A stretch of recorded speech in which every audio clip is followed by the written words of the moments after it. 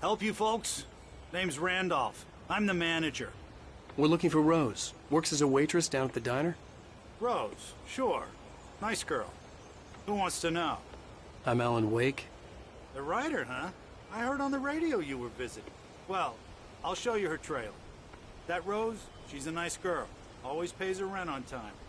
As I was saying, Al, I found all sorts of weird stuff from the local newspaper's archives. This place is crazy. Disappearances, mysterious deaths, urban legends come true, and, get this, most of this stuff takes place around Cauldron Lake. Well, you ain't wrong, mister. The Indians thought the lake was a doorway to the underworld. I'm the God-fearing type myself. I don't hold with that sort of thing. Yeah, okay. Anyway, there was an island there owned by a guy called Thomas Zane. Now, some of the articles I found about him make him out to be a famous writer, but I ran a bunch of searches, couldn't find a single thing he wrote. Zane was heavily into diving, so much so that the place came to be called Diver's Isle. But the volcano under the lake erupted in 1970, and Zane went down with the island.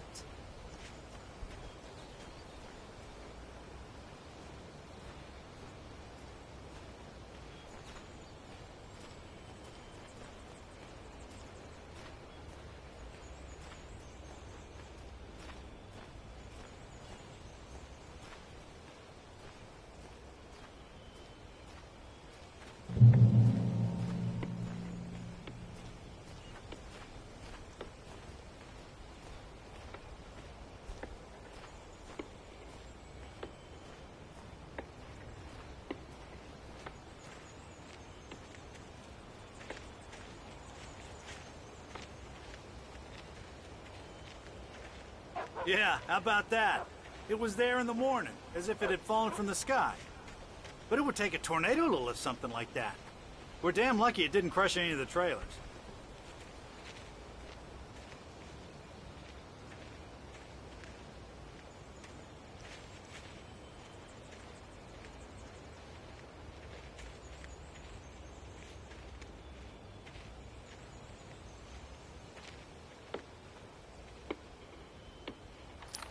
Better.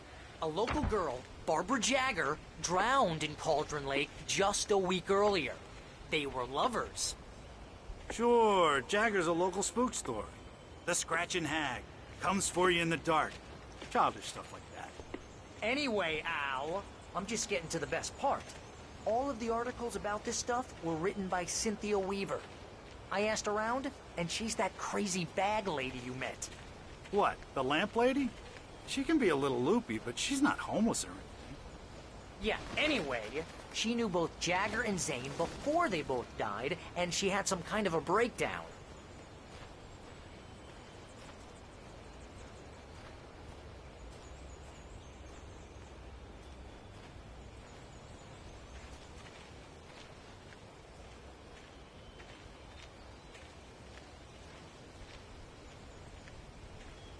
Well, mister, this here's Rose's trailer.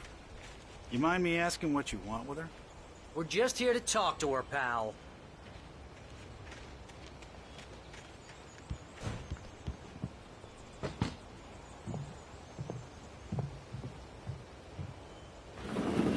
Welcome to... Oh dear, Mr. Wake. I'm so glad you're here. Rose, you have my manuscript? Oh. Oh, yes. Yes. Please, come in. Hey, this is really good. Rose. Yes. My manuscript. I really need it. I understand. I know what you need. A muse to inspire you. Oh, for Barry. She doesn't have anything. Yeah, hey, Al? Al, what's... Oh... Barry! What? What?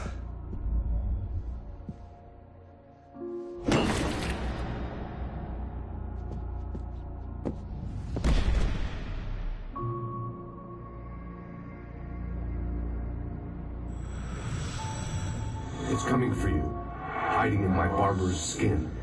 I'm too weak to stop it. You must turn the lights on.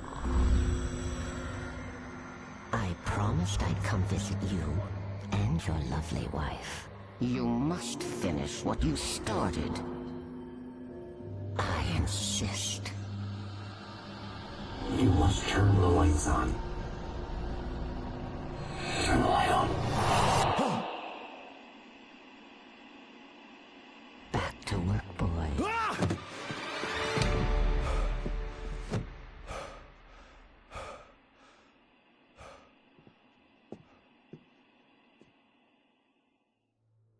I felt nauseous, hungover.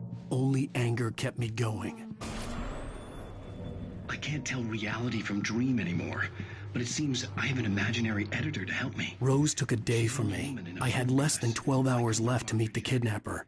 All I could do was get Barry into the car, work something out once I got on the road. Welcome to the Oh Dear Diner. What can I get you today? Coffee? I hate it. I couldn't work up much hate for Rose. Something had used her to get to me, and left its mark. Mr. Randolph liked Rose. That little smile she had. How she was still sweet when life had tried so hard to make her bitter. It wasn't any of his business what she did in her trailer. But those strangers, the writer and his smart-ass sidekick, looked like trouble. And they'd been in there for hours, way past her normal bedtime. He reached for the phone and called the sheriff's station. My gun and flashlight were gone.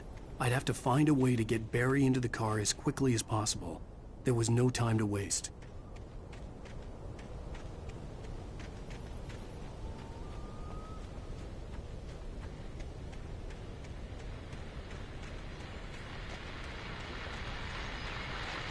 I just stepped outside to catch a breath of fresh air. Let me tell you, the weather's getting heavy. Nights like this make me especially glad I'm here talking to you and not home in bed. Once the weather takes a turn like this, I can't sleep at all. It's all tangled bed sheets and dark thoughts, punctuated by the occasional plunge into nightmare. Is it just me? Well, perhaps it is. But I hope I can make the night a little bit easier to get through. Caller? Yeah, it is.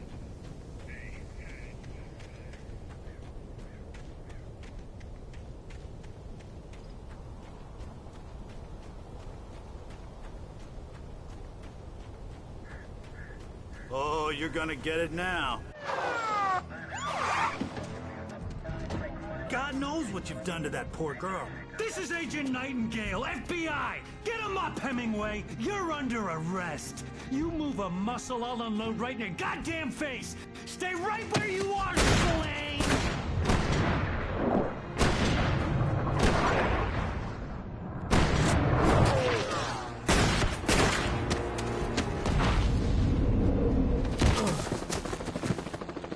What are? I'm standing right here, you goddamn maniac!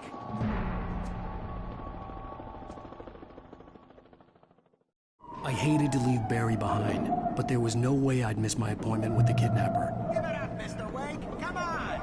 Take it easy. Get after him. Don't let him get away. Move it, move it, move it. I'll have your chance if you let him get away. Stop. Hey!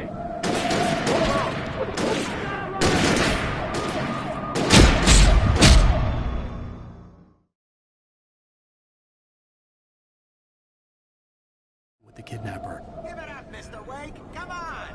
Take it easy on him. Get after him. Don't let him get away. Move it, move it, move it. I'll have your chance if you let him get away.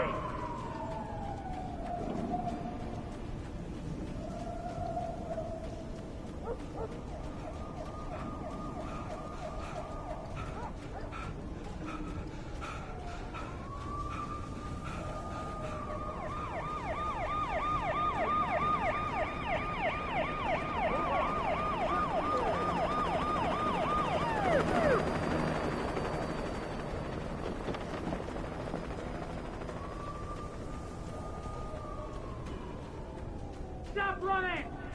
Freeze! Okay, men, keep your eyes peeled. He's gonna try to make it through here. Oh, damn. Man out! Over here! Get out of the way! God damn it, where did he go? Lift away! Keep an eye out!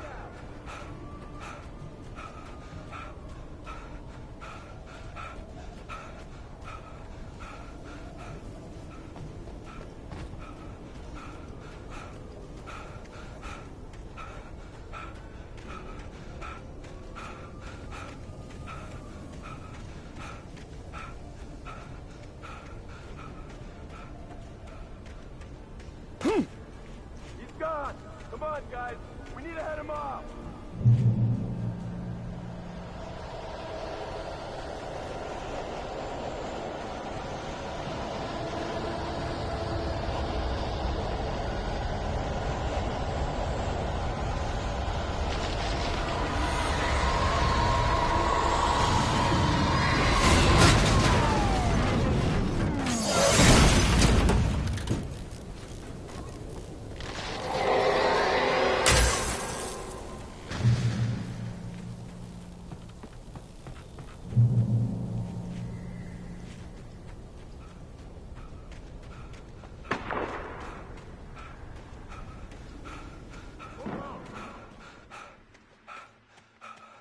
Search the area!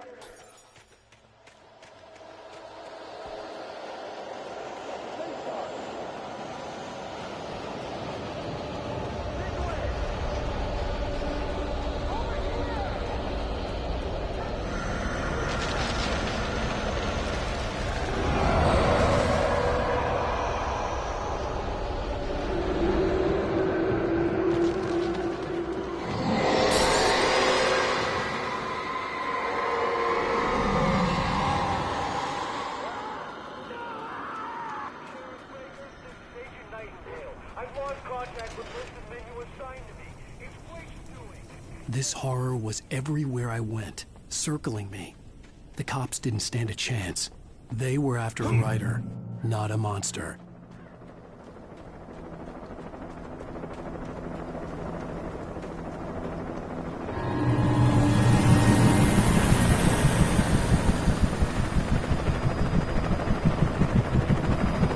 You on the ground.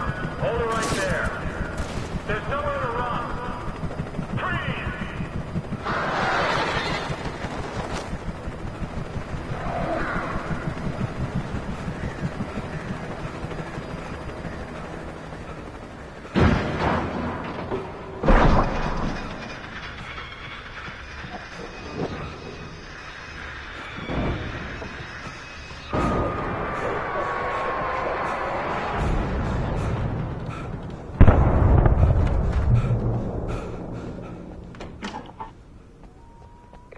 This is James. Mulligan, Thornton, come in. Over.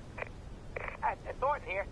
James, we got both Wheeler and Rose in custody. They didn't put up a fight or anything. But hey, what are you doing? Come on. Sit down and give me that. James, Mulligan here. Over. Go ahead, Mulligan. Over. We got Wheeler and Rose here. Wheeler's drunk or hopped up on something. Speaking of which, that Fed had a pretty distinctive whiff of Oda Scotch about him, you know what I mean? Over. I don't have anything on that, Deputy Mulligan. Over. Well, whatever. Anyway, Rose is just being plain weird here. You better get doctored. I imagined that the broadcast tower in the distance was part of the local radio station. Maine seemed like a decent guy. Perhaps he could give me directions to the coal mine.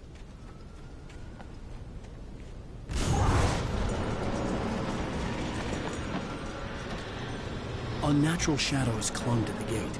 The darkness that was after me was trying to stop me. I wouldn't get through without a light.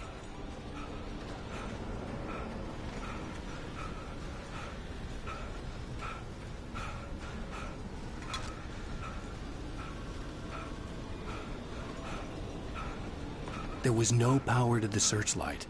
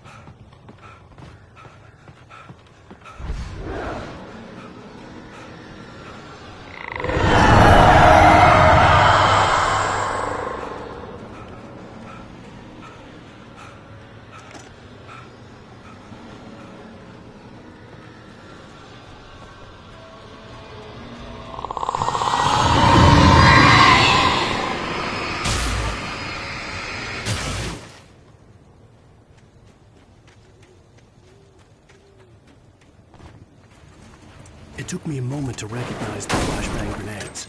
They were an ideal weapon for my situation. Team 1, come in. Over. Team 1,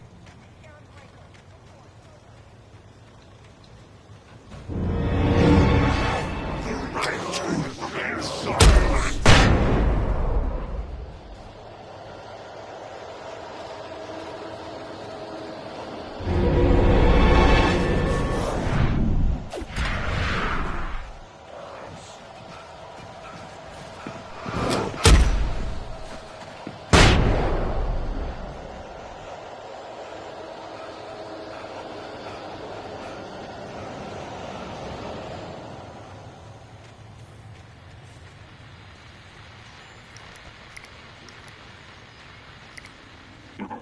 And here's another call.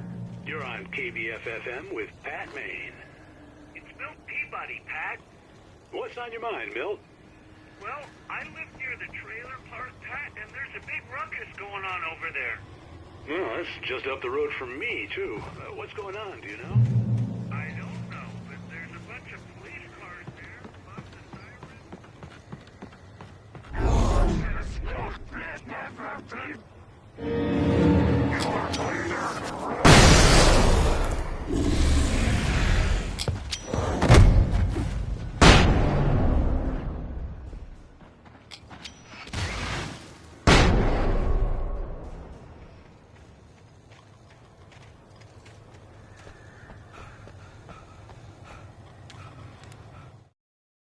Touched by the dark presence, Rose was lost in a dreamland where everything was drawn in black and gray crayons. The old lady had promised her that all her wishes would come true. She would be Alan Wake's muse. She was smiling so hard it hurt her face. She crushed a bottle full of sleeping pills into the coffee. Deep down inside, she was screaming in terror.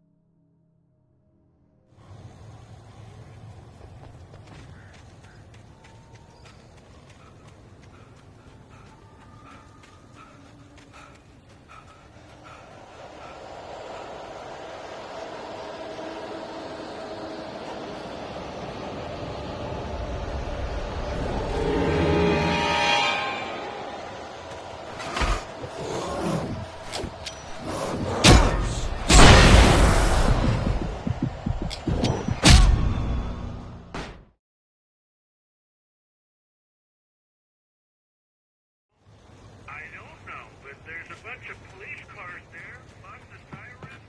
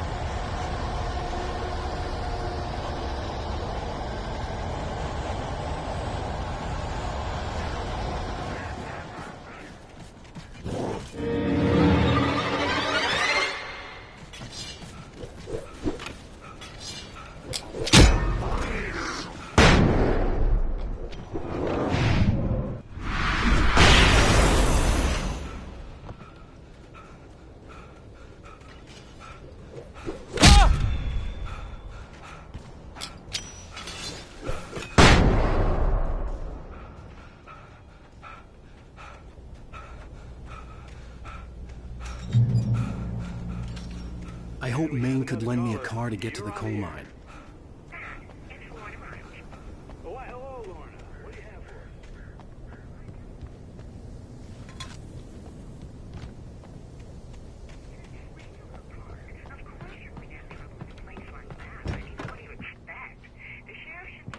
I had no idea how to get to the coal mine. Maine would know.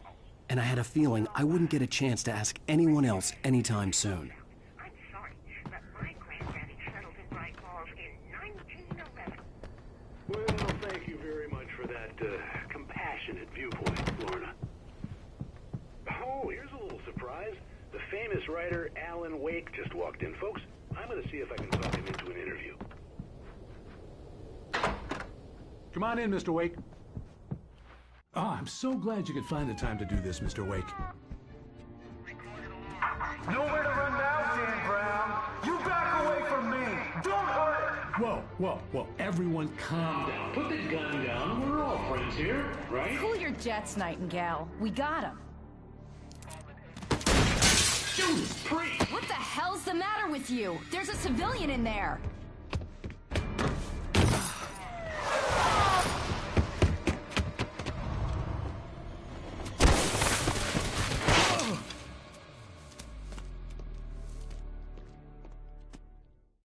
I'll get you yet, even if it kills me. You hear me? You hear me, H.P. Lovecraft? I had fallen off so many cliffs it was ridiculous. That's what you get for naming a book The Sudden Stop. It was probably good I hadn't had the chance to tell Maine where I was going. I'd have to lose the cops and find my own way to the mine. Nightingale stared through the broken studio window into the dark woods. He turned around, started to walk out, but Maine grabbed his arm. "Young man, you almost shot me. You don't shoot off rounds at people like that. What's the matter with you?" Nightingale shook his arm free, marched out. His cheeks burned with rage and humiliation.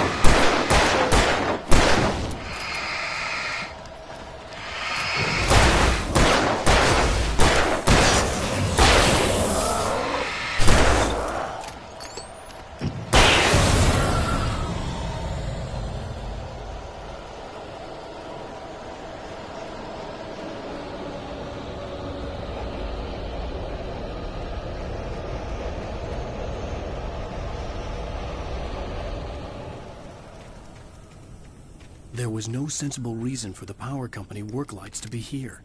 It was almost as if they'd been left for someone like me to use.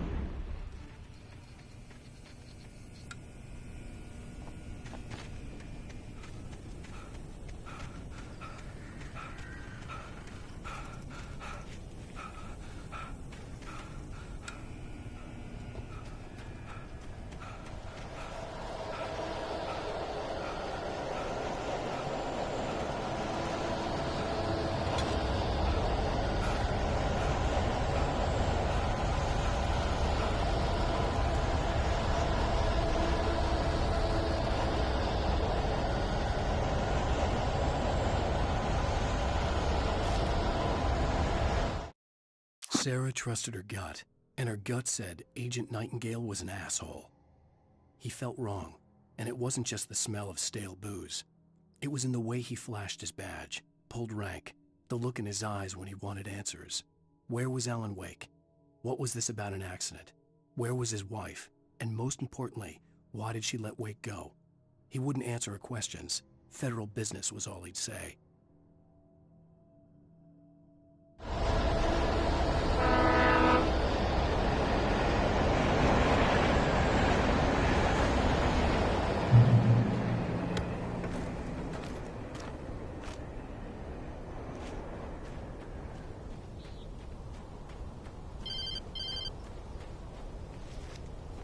Hello? The most stubborn man I've ever met. Alice?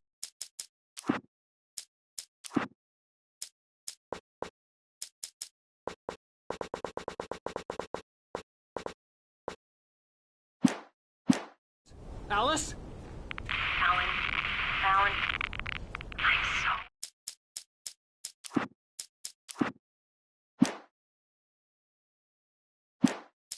afraid. Keeps me in the dark. Please help me. I look at you, Alan, and it's not you. Something else. Looking out from behind your eyes. Alice, I'm here. I'm so alone here. It's all gonna go to hell. You need to be careful. Cooperate.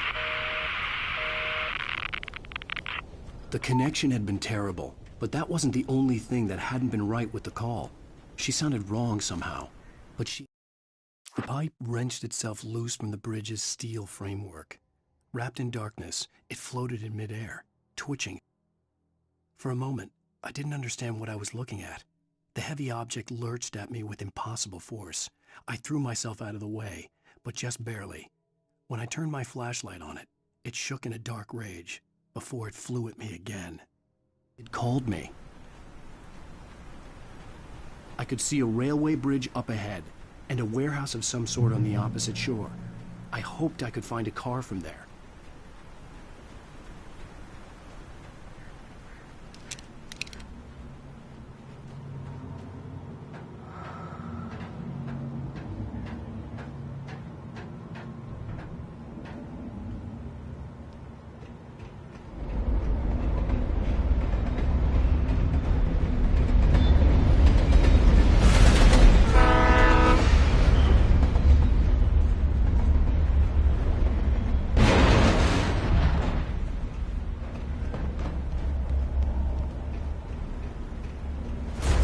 That was pursuing me was growing stronger, and it was taking over everything in its path.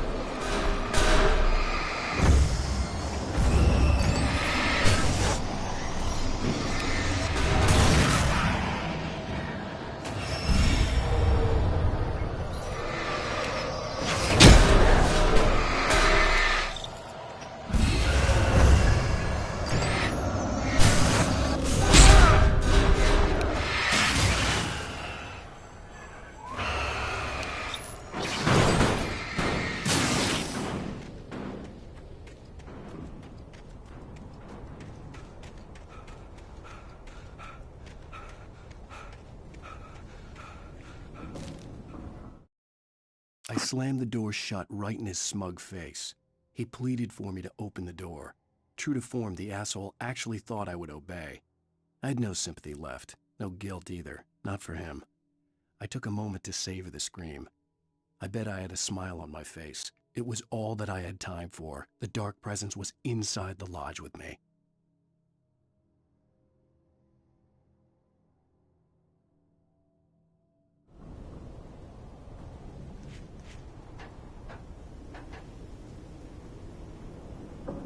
As a teenager, just starting to get interested in writing, Stephen King had been a source of inspiration to me. I thought about all the inanimate objects that had come to life in his books. No one is safe in a good horror story. Certainly not the protagonist. That's what makes them fun. This was anything but. The darkness could possess anything, and it was getting closer.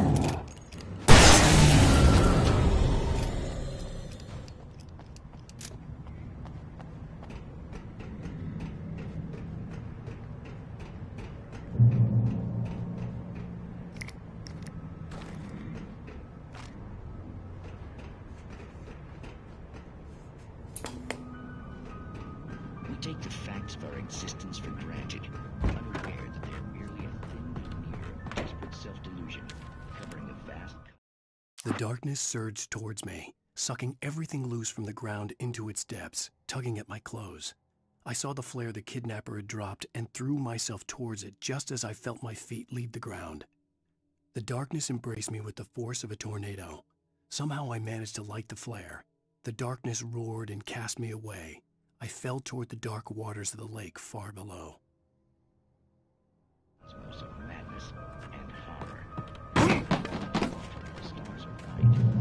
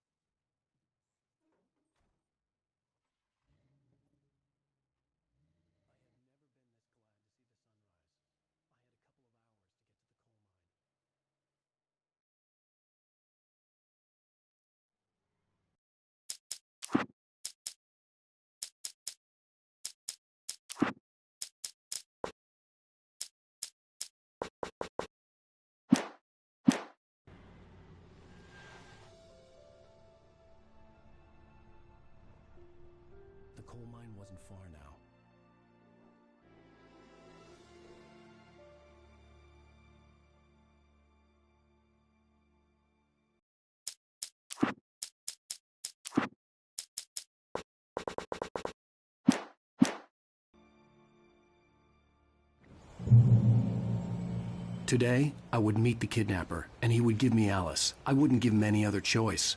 A drowning man will clutch at a straw.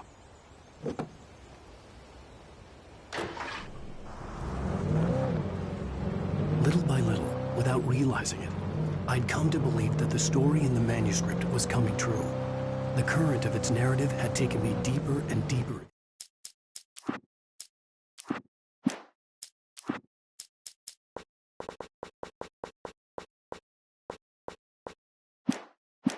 into dark waters. Alice had been taken from me.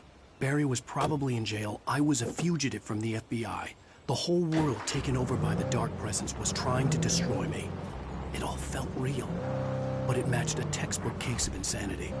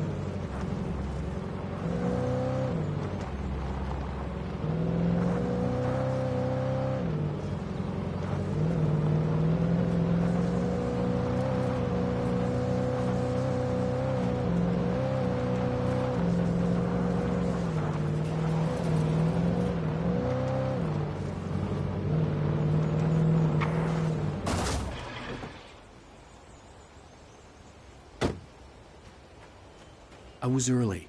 I was supposed to meet the kidnapper at noon in the main building. The coal mine was quiet. It was a museum now. With Nightingale gone and the night wind blowing in through the broken studio window, Maine stared at Sarah. The sheriff looked away. Maine's voice shook with barely controlled anger. That boy's doing more drinking than thinking. I hope you know what you're doing, Sarah. He's got a sickness in his eyes. You take my word for it. He wants Wake for a reason, and it's not for anything good.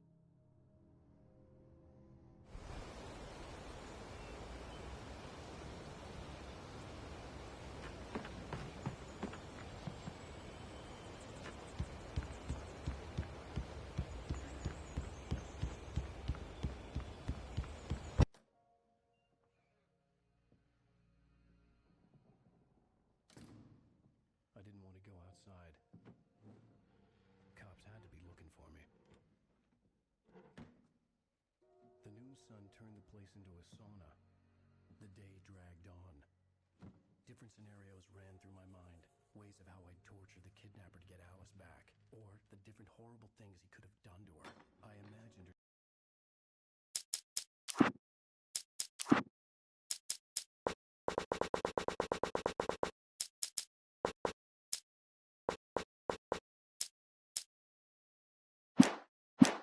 Dead. I had no way of knowing she was still alive. It was killing me. I was running on blind hope. It was all a waste of time. The bastard never showed up.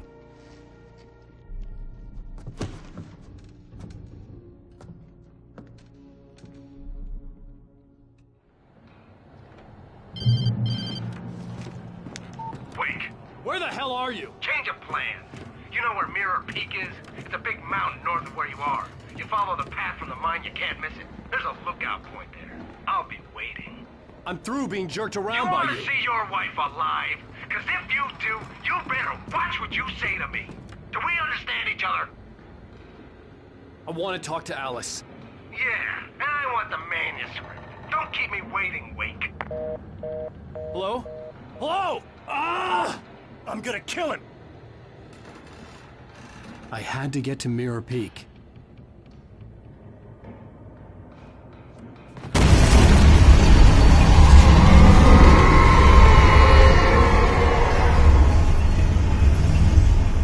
It was close. Maybe close. closer than ever before.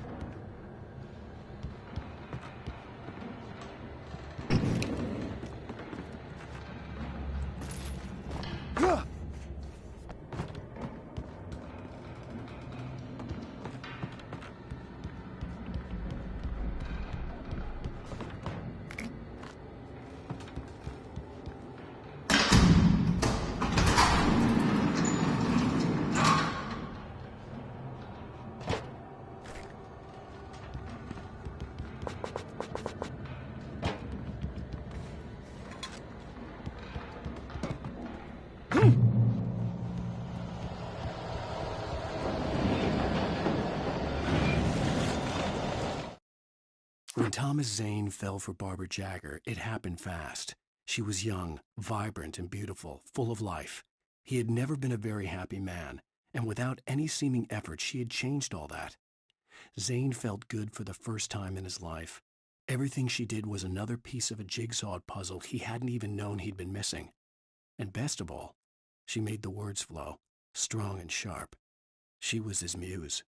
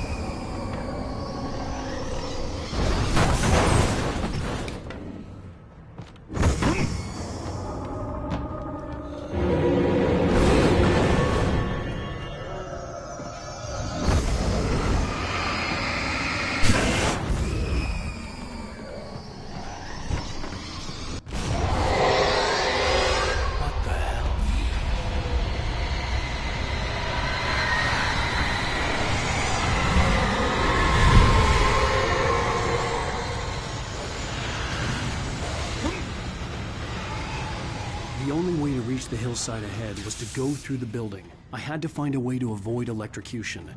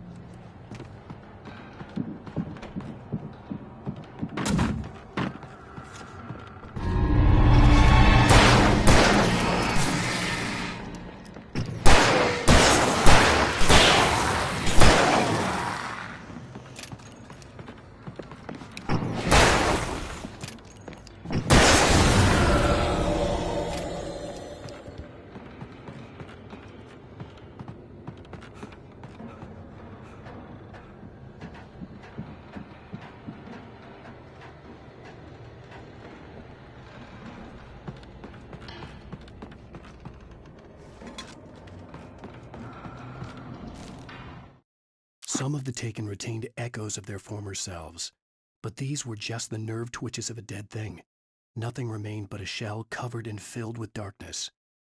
In most cases, these puppets were enough for the purposes of the dark presence. But for anything more elaborate, as with the writer, it was different. It needed his mind. And so rather than taking him over completely, it merely touched him.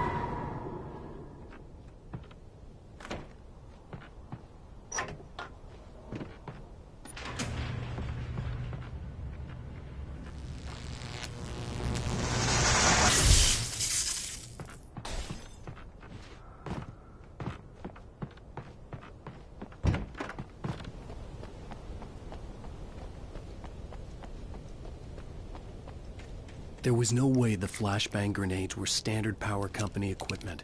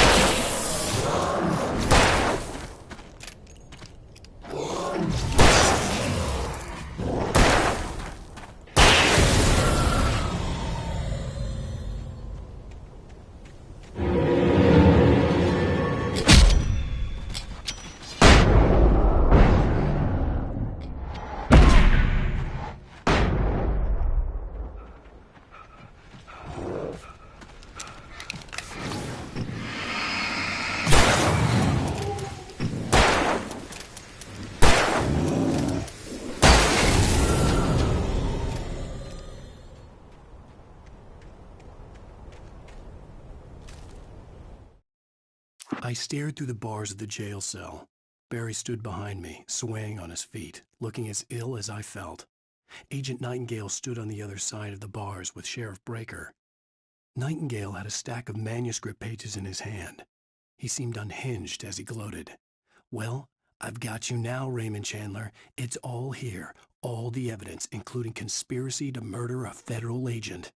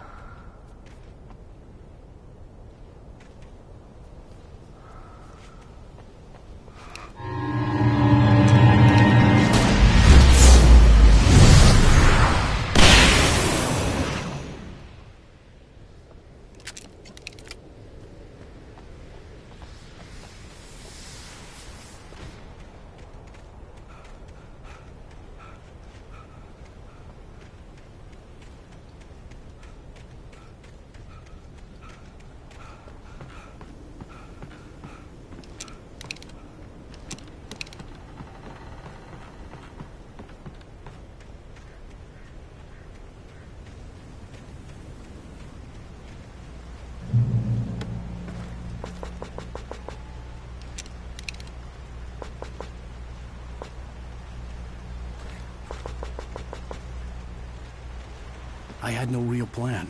I was going to give the kidnapper all the manuscript pages I had for Alice. If that wasn't enough, I'd hold him at gunpoint and make him talk.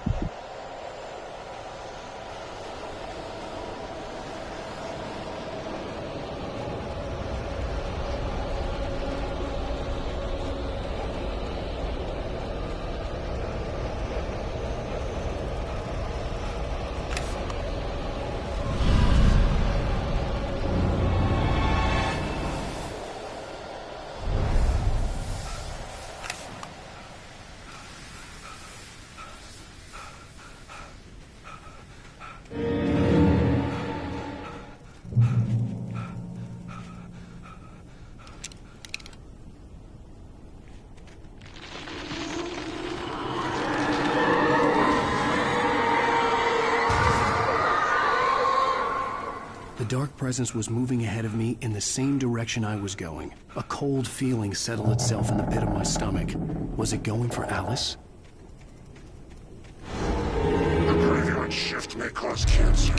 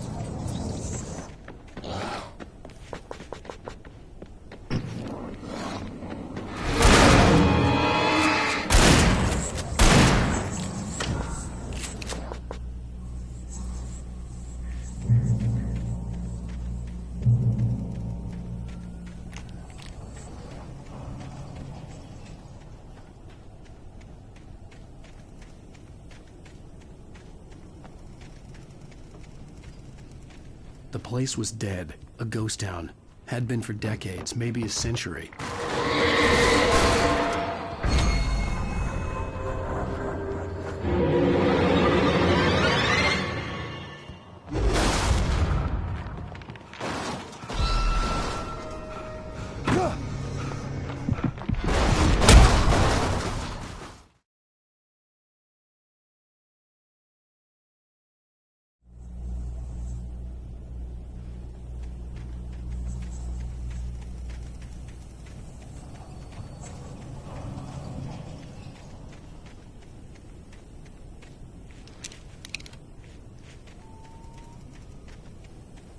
The place was dead, a ghost town. Had been for decades, maybe a century.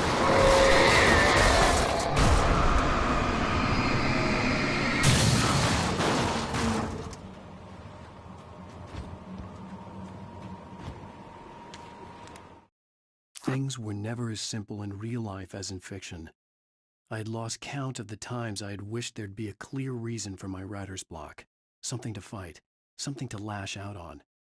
There wasn't. I was filled with doubt. I was nothing like the hero in my books. Alex Casey had gone through his life with single-minded determination, never wavering from his goal. Even now, I was angry at myself, angry at Alice, angry at Barry. I was fumbling and I had no plan.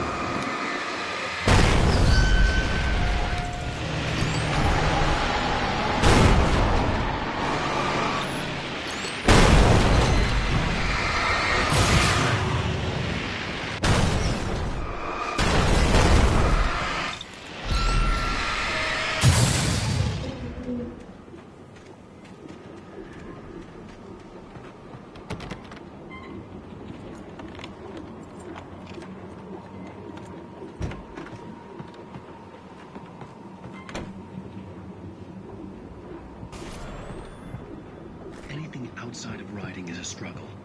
I feel ill. I managed to make my way downstairs. There's a shoebox filled with books and papers by Thomas Zane. It's very hard to focus, but I managed to read some of it. He's a poet, and a good one. He writes of muses and creators summoning fabulous things from a magic lake.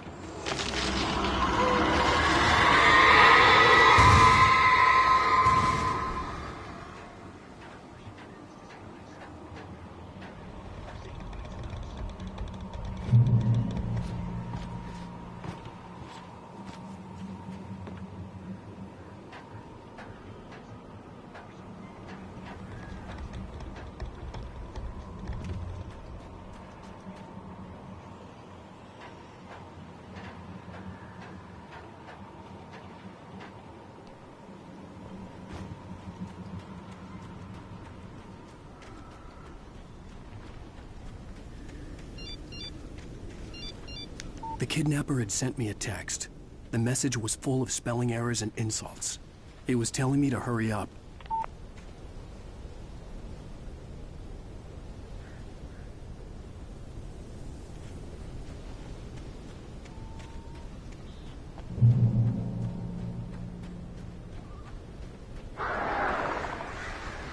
Birds.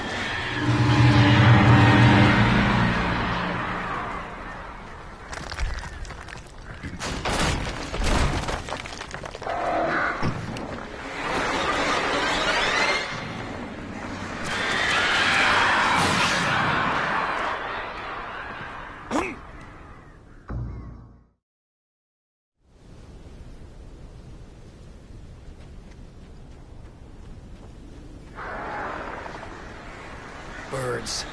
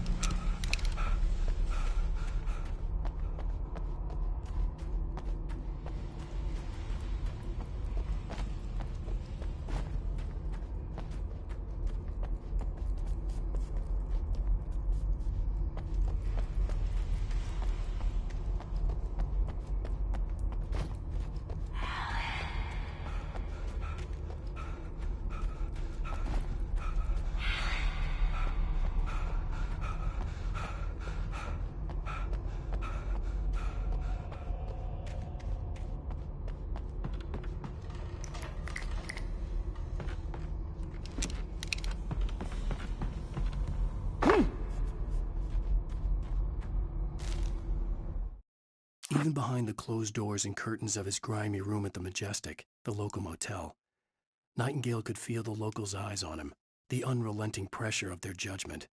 He forced it out of his mind. For all he knew, they could all be under Wake's spell already. You do what you have to do to get the job done. He took comfort from the bottle in his hand. Please, he thought, just let me get through this.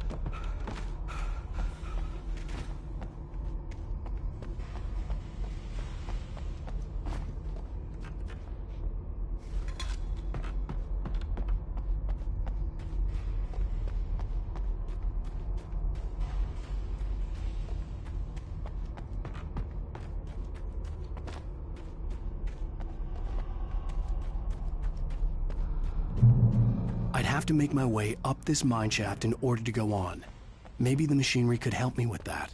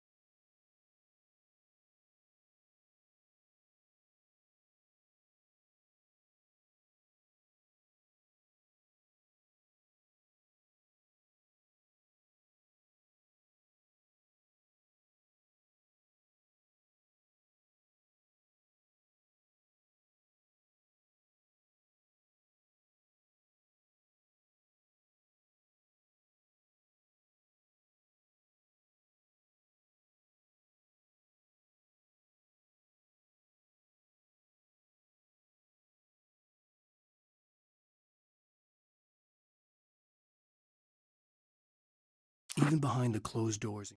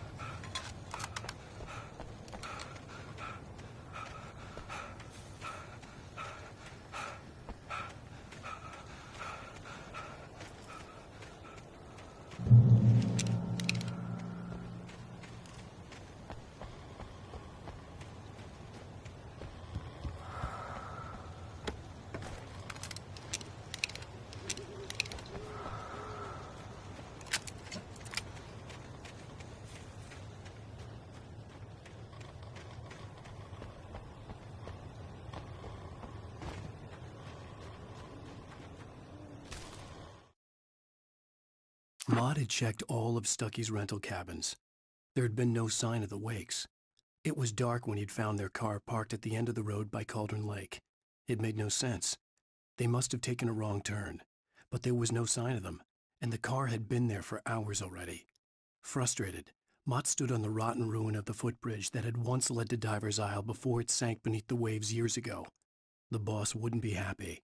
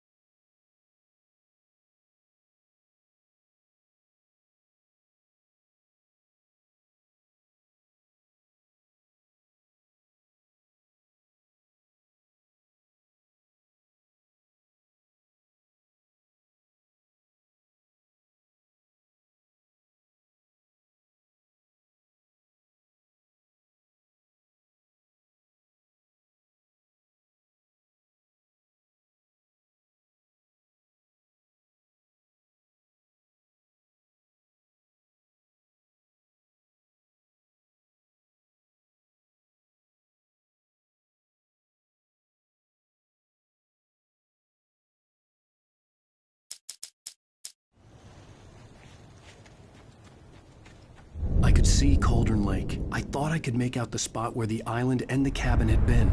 There was a light near it. It had to be a boat.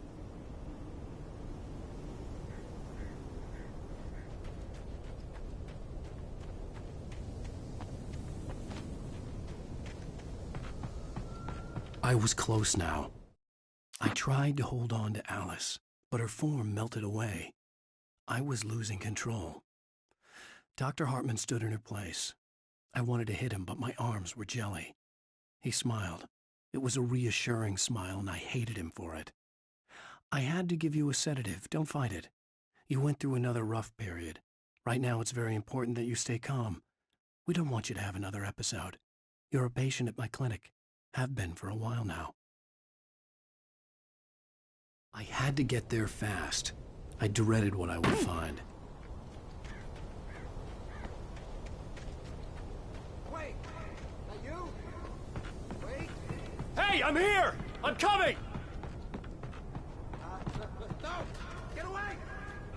I'm sorry. Please, wait! The boss didn't know who he was messing with. I didn't know. I swear, I didn't know. We don't...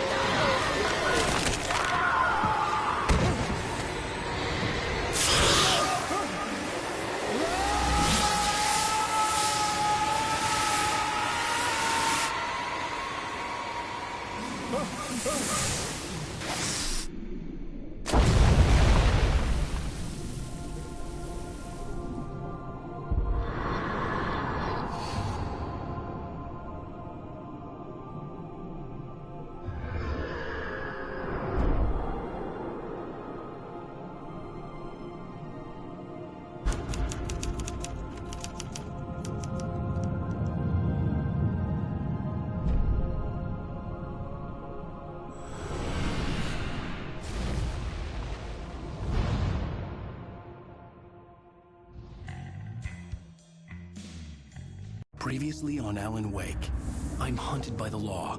Sheriff, Wake's running. I'm giving chase. Are you seriously telling me that writer just took out my deputies? A thriller I supposedly wrote is coming true. The genre of the story seems to be shifting. It's turning into a horror story. I was told that Alice had been kidnapped, but that was a lie. We don't have his wife. We don't know where she is. Her purported kidnapper was eaten up by the dark presence before it attacked me.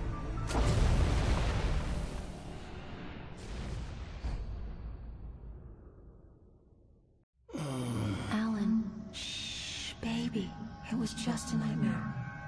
Alice. There you go, Alan. Hartman, I fell. I had to give you a sedative. Don't fight it. You went through another rough period. What? Right now, it's very important that you stay calm. We don't want you to have another episode. You're a patient at my clinic. Have been for a while now. The shock of your wife's death triggered a mental illness. No, you're lying. You're suffering from various symptoms of undifferentiated schizophrenia. Bastard. It's okay, Alan. Just let go.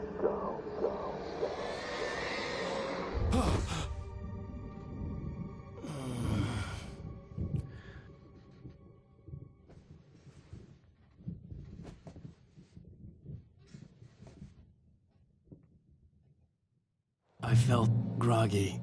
Whatever Hartman had bumped in me was making me numb. I felt like this was happening to someone else. Someone I was watching on television. I couldn't think. Couldn't focus.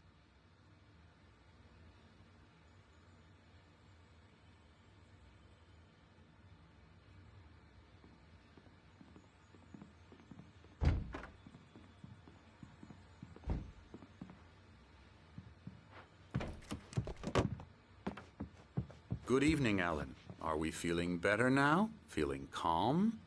Yeah. I see you brought your pet gorilla with you. So sure, I'm calm. I get the message. Loud and clear. Why, right. That's the spirit. You're being very brave, Alan. I understand you're confused. I would be more concerned if you weren't suspicious of me. I don't blame you for it. Big of you. Now, why don't you come with me? We'll reacquaint you with my clinic and go over everything you might have forgotten. Little walk and some fresh air? Yes, it will do you good.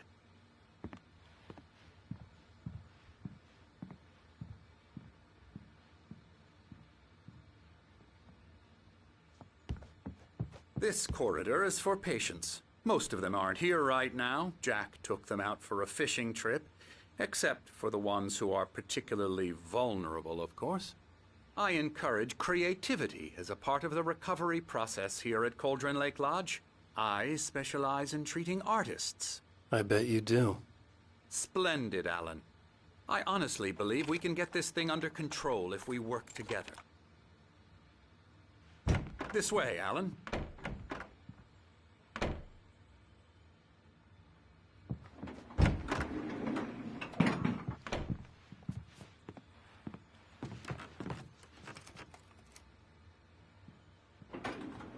Now, Alan, from past experience with you, I know I need to get right into the heart of the matter as quickly as I can after an episode.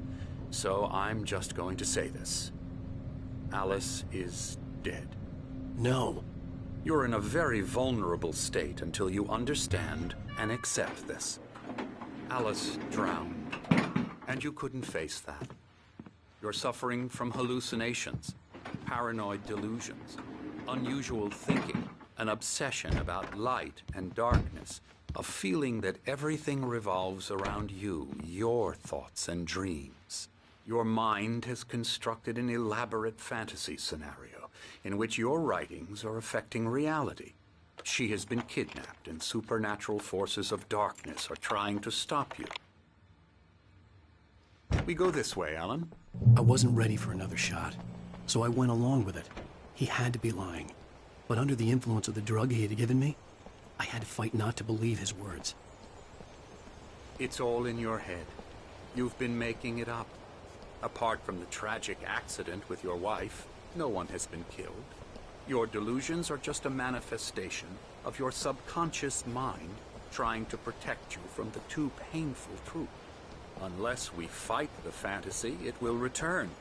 I know the instinct is to resist me, but think about it. Doesn't this make far more sense than the insane supernatural conspiracy you have concocted in your mind? You're a skeptic by nature, Alan. We both know this.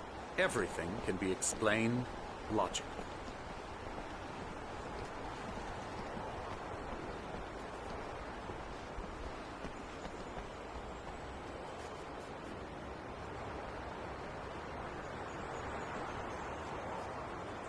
I never get tired of this view.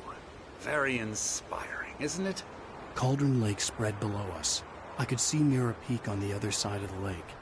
I thought I could make out the spot where Diver's Isle had been when I arrived with Alice. Now there was nothing but waves. It seems there's a storm coming. Funny, I don't recall there being a mention of that in the weather forecast. Well, no matter. This way. Follow me. Alan, what I'm telling you is good news. Right now, we're in control. Every time you have a relapse, it gets more and more difficult to resurface from the dark depths of your imagination. Not surprising, considering your profession. Imagination is what you work with. After all your nightmares, this should come as an immense relief to you. If it doesn't, why is that? Because I'm lying? Or because you don't want to admit that you're not well? It's very natural for you to think of me as your enemy. It's part of the illness. I let him talk. After all, Hartman obviously loved his own voice. His words echoed madly inside my head.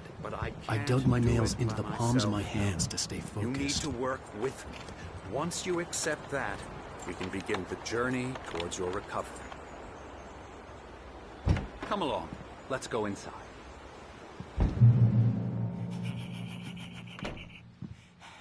Here's the entrance to the office wing. That's for staff only. You were impressed by my trophies when you first arrived here. I do love to hunt. The great outdoors, man versus nature. It's wonderful stuff. Pretty damn wonderful, yeah.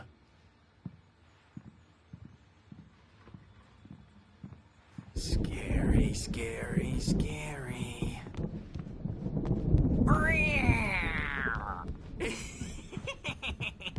Emerson.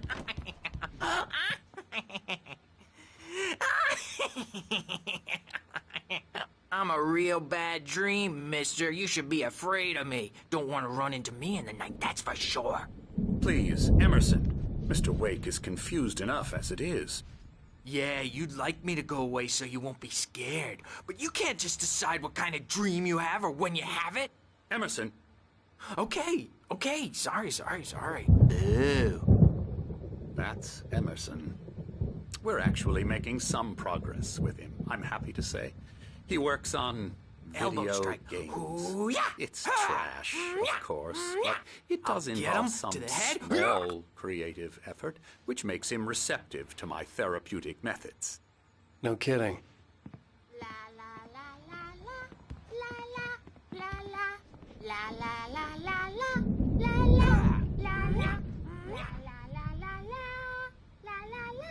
Now, you might have noticed the typewriter in your room.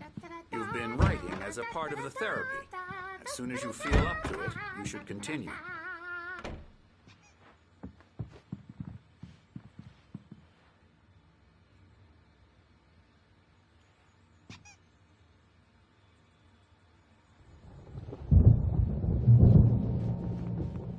My rheumatism's killing me. There's a storm coming. Oh, what a storm. I hope it wipes this place off the face of the earth. And these two are the Anderson brothers, Odin and Thor. They had how should I put this? A heavy metal band in the 70s and 80s called Old Gods of Asgard. They even adopted new first names to complete the image of Viking gods. After the band broke up, they lived on a farm nearby. They are, well, in advanced stages of dementia. They're well cared for, TLC and all that. There's nothing more that can be done. I'm afraid that the rock and roll lifestyle has left its mark. Oh, that won't do. I'm so sorry to cut this short for now, Alan. The power has been acting up. I'd better go check on it. We'll continue this soon. Meanwhile, when you feel up to it, return to your room and try to write. It really is for the best. Don't you think? I'd like to bash his head in with a hammer. Oh, he'd love to fish out our secrets, but he has no clue. He's not crazy enough. Not crazy like us, Sonny. Yeah! Being crazy's a requirement, Sonny. Who else could understand the world when it's like this?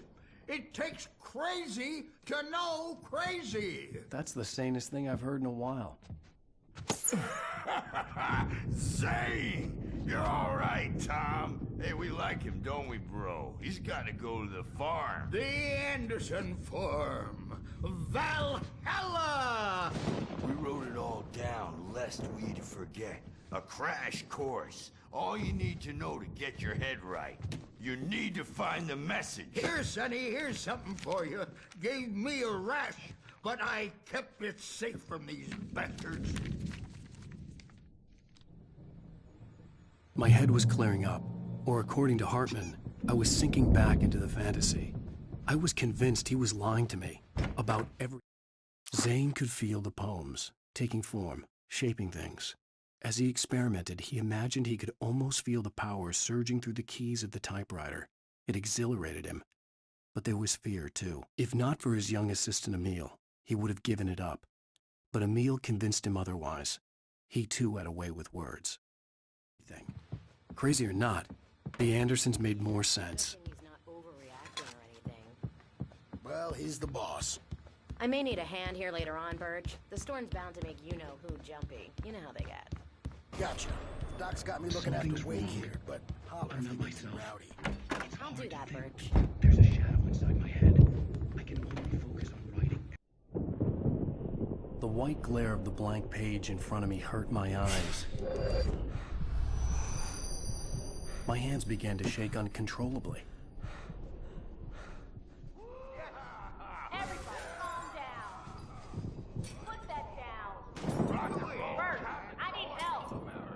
Hey, Wake, you stay here. I'm gonna go see what's up. You just keep doing what you're doing. Be cool, okay?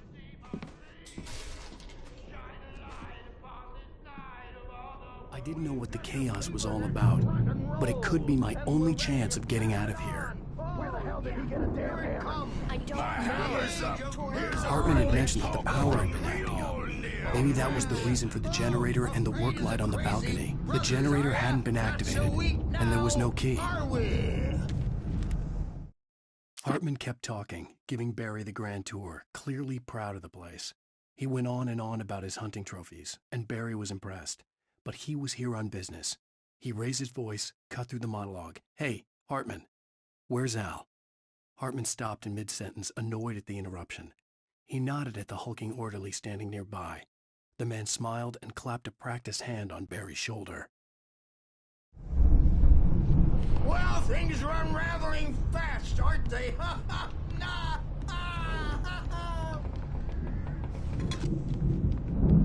It's my store. I'm taking it. We're on a comeback tour, baby.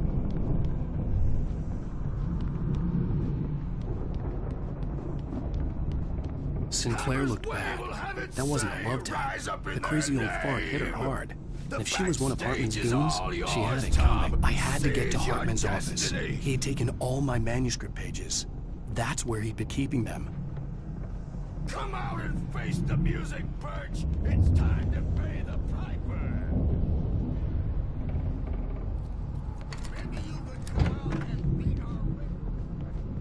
The markings on the tape said they were recordings Hartman had made at the sessions with his patients. I saw Alice's name on one. Hartman wasn't happy.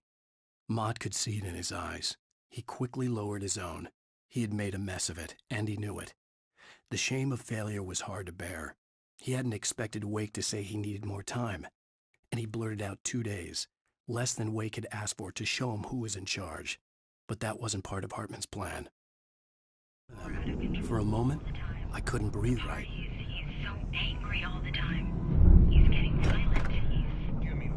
Let me out of here! Hartman, do you hear me? I'm gonna sue your crazy quack ass to split! Barry? Ow! About time! Barry, man, am I glad to see you. We need to get to Hartman's office. It's right next door. You okay? Yeah. I mean, no! The cops found me at Rose's trailer, but they didn't hassle me too much. I'm obviously a victim in this, and I demanded to be treated as such. Or else I'd sue their asses. Speaking of ass...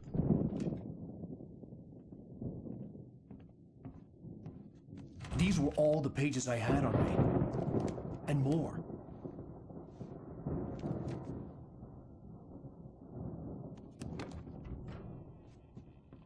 Alan, please. You're sliding back into the... Tell me one more lie and I'll shoot you in the face. Ah, well, it was worth a shot. Really, Wake, come on.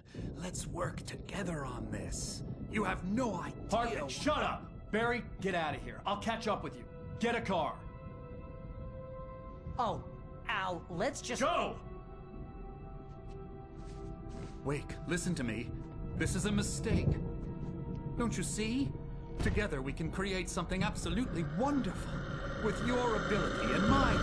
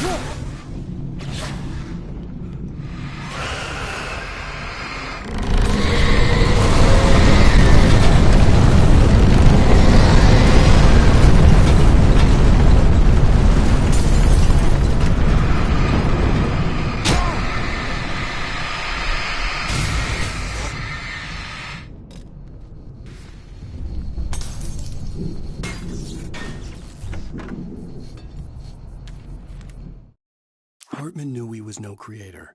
He had no ambitions on that front, and he certainly didn't want to end up like every artist he had worked with here, damaged in ways that were hard to describe, or worse. It was enough for Hartman to maintain creative control and provide direction, to be a producer. That was what most of these people were in need of anyway. Of course, suitable subjects were few and far in between.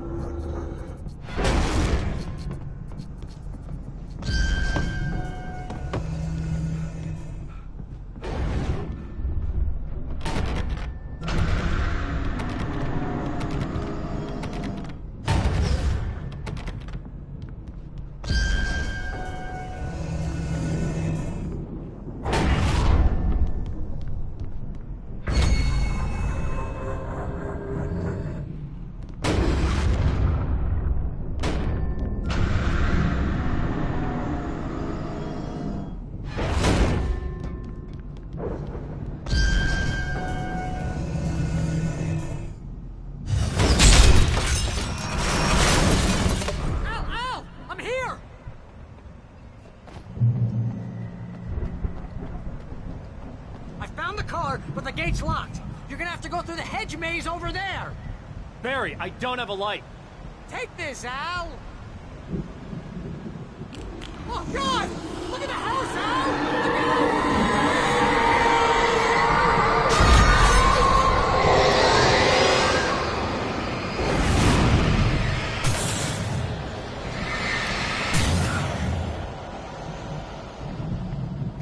Oh, geez, Al!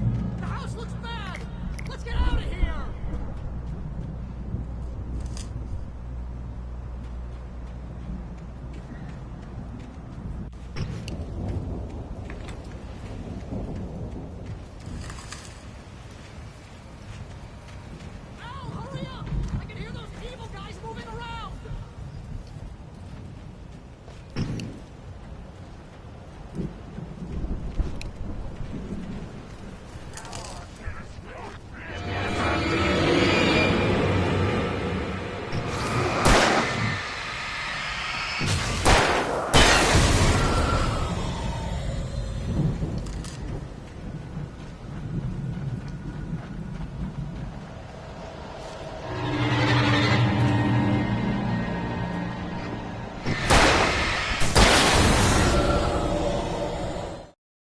I stared at the Viking paraphernalia that littered the area, surrounding an unlikely centerpiece.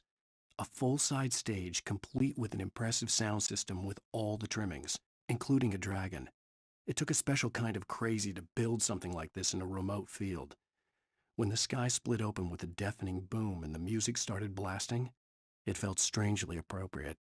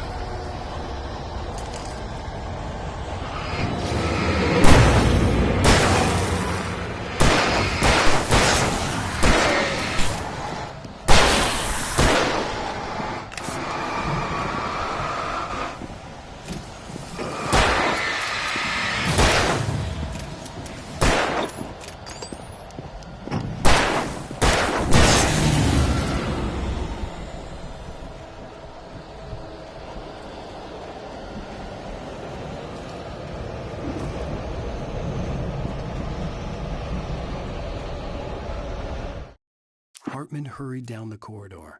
He had disliked leaving Wake when he was surely at his most susceptible to therapy. But this was not an ordinary storm. Wake had been writing, and he had woken something up in the depths of the lake. Now, it was coming for him.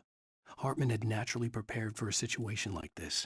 The idiot brothers would keep Wake distracted while Hartman double-checked everything, just to be sure.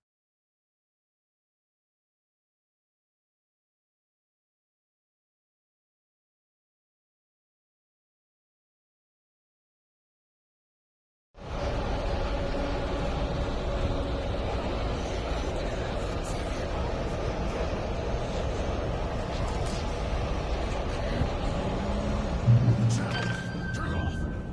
We don't want any fighting. It makes me...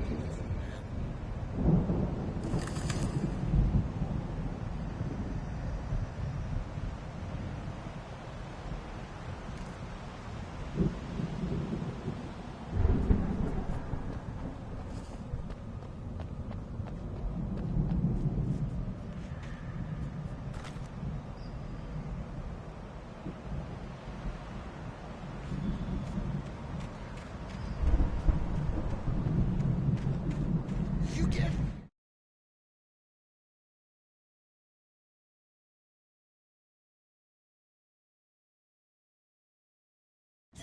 $2 in the morning, and then you'll be nice and calm all day long. You get $2 in the evening. And then you sleep like a baby.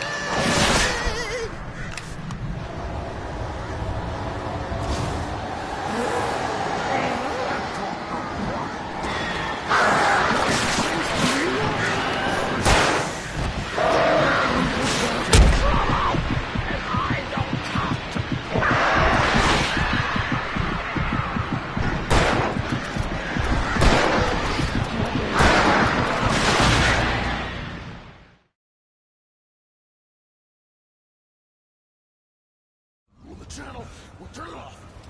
We don't want any fighting. It makes me...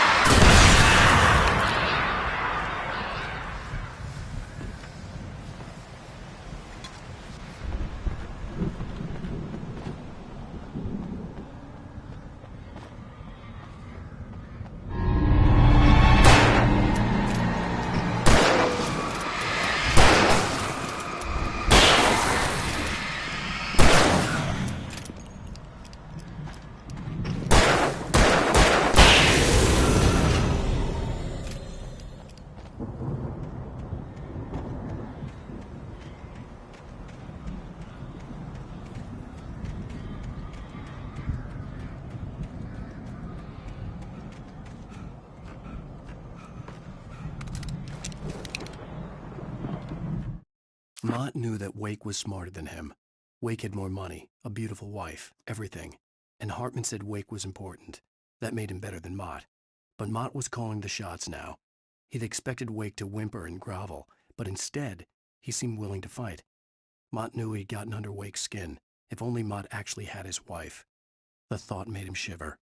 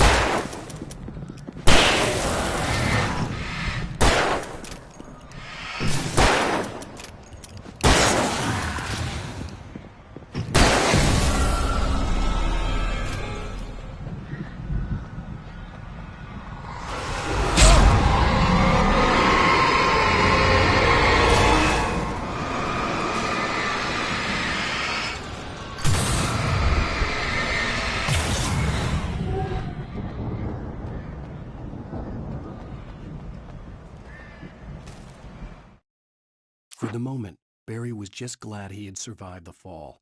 He had been separated from Al, and there was no easy way to climb back up. He told himself he'd be okay in the gloomy forest at night. He would just have to wait for a while for Al to find his way down. Barry turned when he heard the heavy footsteps and saw the movement. The man-shaped shadow lunged at him from the bushes, an axe held high. Barry screamed and threw up his hand. The world exploded.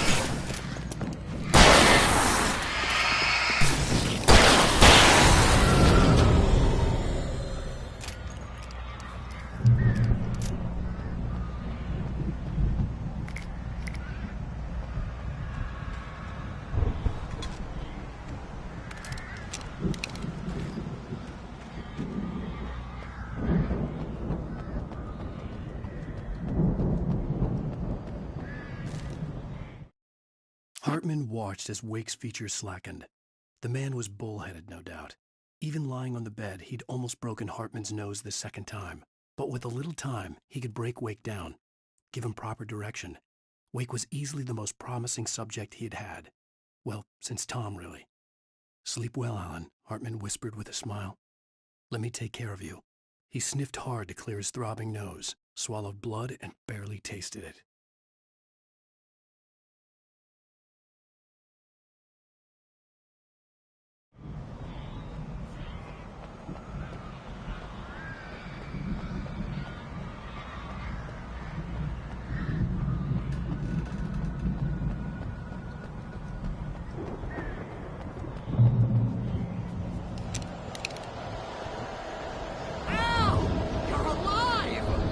Let's get out of here. Can you open this gate? Maybe. Barry. Well, I slammed it shut when the nasty showed up, and the key fits kind of loose in the lock, so, Barry, I'll find it. Don't worry about it.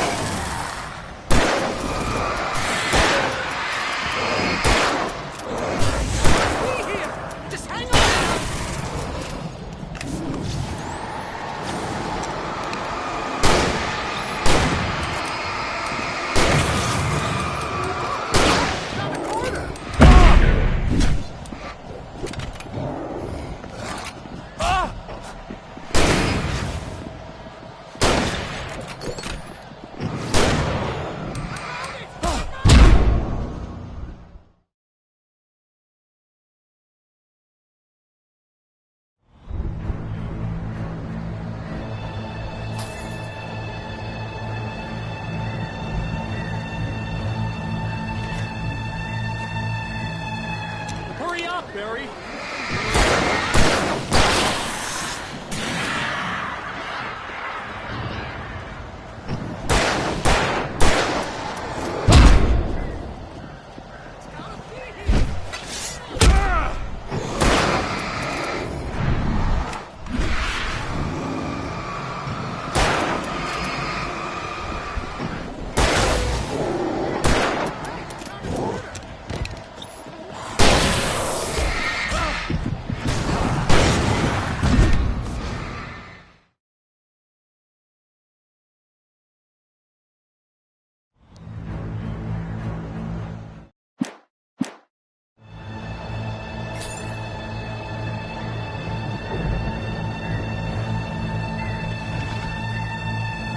Hurry up, Barry!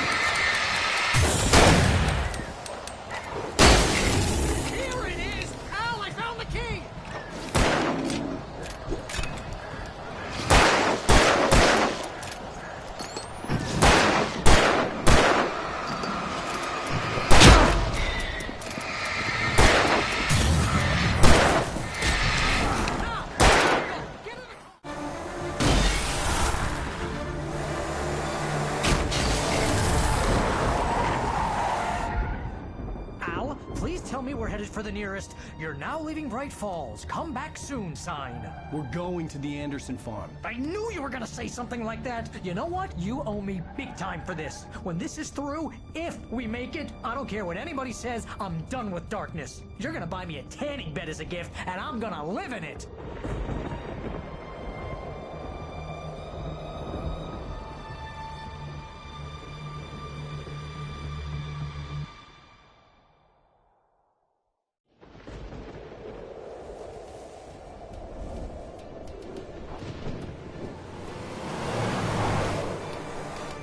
I'm crazy, but that's fine, Barry. Oh, you got that right, Al. You're barking mad. You are by far the craziest... But maybe that's inevitable when you deal with crazy stuff like this. It helps. This is happening, Barry. Alice, they never had Alice. She's trapped in the darkness at the bottom of the lake, but she's not dead. Al, how can you know that? I know, Barry. I can... Al, No, listen. I can bring her back. I can find her. There's something special about this place. The lake, it does something to the works of art created here. It makes them come true. But there's a catch. The dark presence, whatever that thing is, twists it to its own ends. That's why all of this is happening. It's using my manuscript to take over everything. Al, I believe you. It happened to Thomas Zane before, it happened to the Andersons. I believe you. Crazy or not, you're not delusional. Weird shit's going down. That's a fact. I'm on board, man. I'm with you. The Andersons knew about it, but they were too far gone to tell me with all the drugs they were on. But they wrote it down. There's a message somewhere at their farm, Barry. We just need to find it. Look out!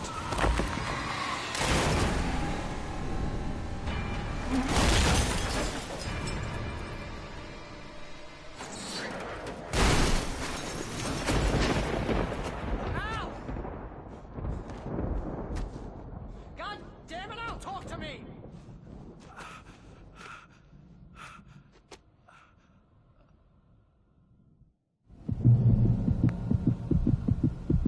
I had lost my gun in the crash. Barry was nowhere to be seen. Barry! Barry! Oh, man, you're okay! Jeez, it's good to hear your voice! I was trying to get out of the car, but the ground gave way! Man, what a drop! Don't worry, your cutout is fine. Forget that! Are you okay? I hit some bushes, didn't get a scratch. There's no way you can climb down, though. It's like a sheer wall. Ah, Al! There's something moving down here! Barry, it's a taken! Use a flare, Barry! Yeah! Barry, are you alright? I'm good, Al! I'm great! Guess you never mess with anyone from New York City before you ride around to the farm, Al! I'll be waiting! Barry, just wait for me, okay? Al! I'm not staying here! It's suicide! I'm going to the farm! I'm gonna go ahead and secure the area. You can catch up. Don't worry about it. I'm on the case. Now he's Rambo. This would turn into a disaster if I didn't catch up with Barry.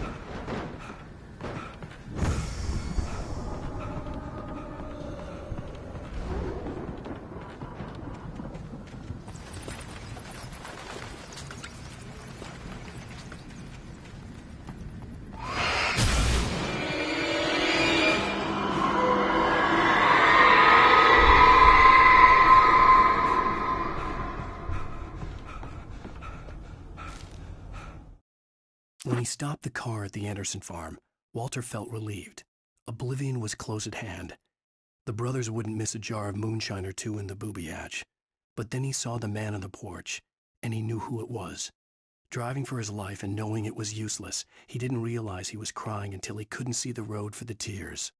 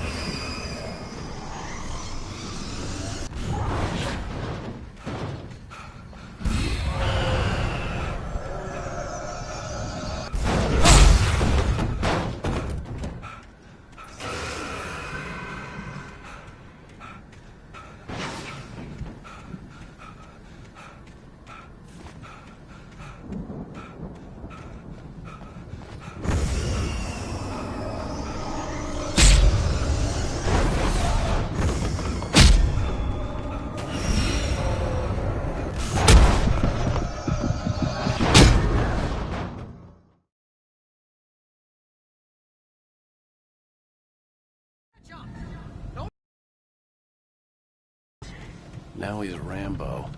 This would turn into a disaster if I didn't catch up with Barry.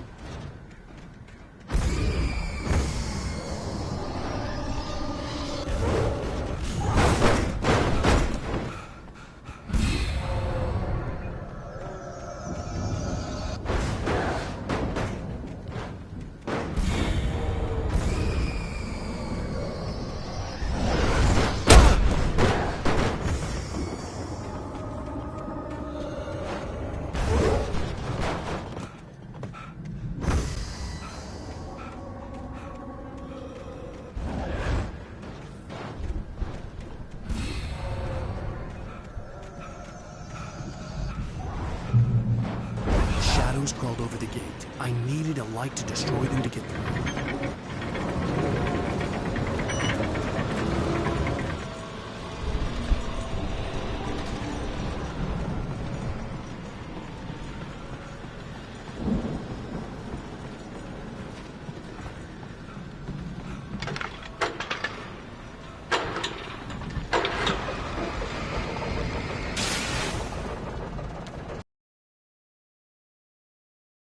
Nightingale stared at the passed-out rider. The man was sleeping off one hell of a night. Nightingale felt a stab of envy at Wake's oblivion, but he had a job to do. He put the gun to Wake's head and almost became a murderer. His hand shook and his throat felt tight and dry. Biting his teeth, he tried again to pull the trigger. He lost the nerve. Wake stirred. Nightingale would have to settle for an arrest.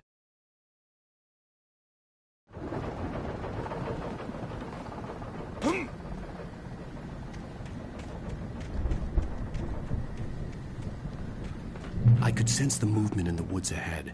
Facing the enemy without a weapon was dangerous, but I had no choice.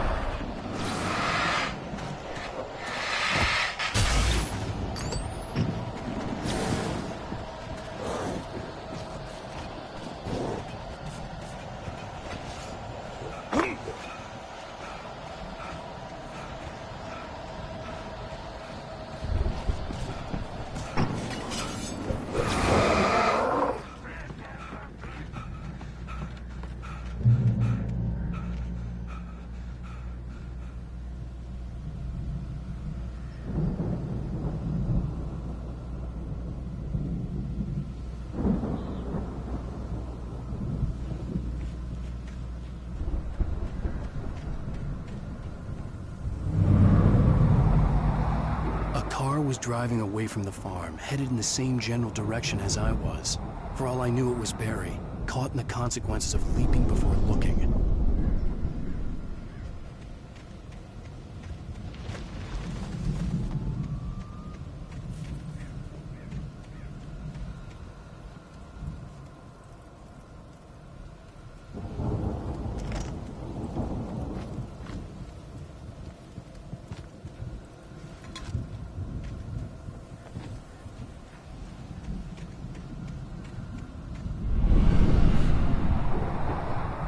The car was heading for the cabin up ahead. It wasn't far. If it was Barry, I would see the damage soon.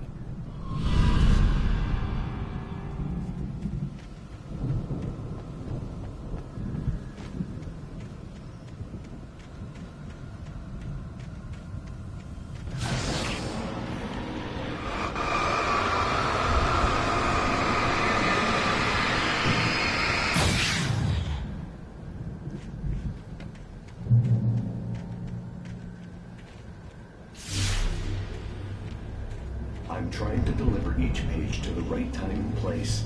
I'm trying to show you how the story goes. I had seen glimpses of the light before. I had seen it in my dream. It was a strange spaceman or a diver in a bulky suit. He was the one who'd been placing the pages on my path.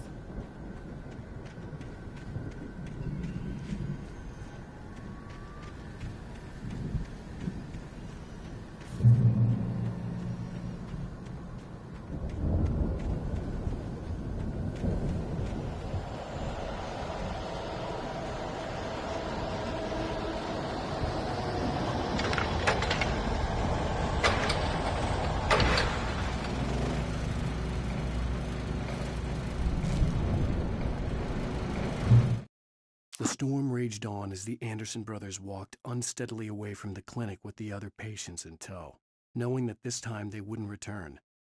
The darkness around them seethed with horrors, but Tor and Odin were unafraid. Their eyes glinted with guile. They knew every secret path, and there was blood on their hands. They had fought these shades before. Someone had left a gun behind. Now I had a fighting chance of reaching the farm.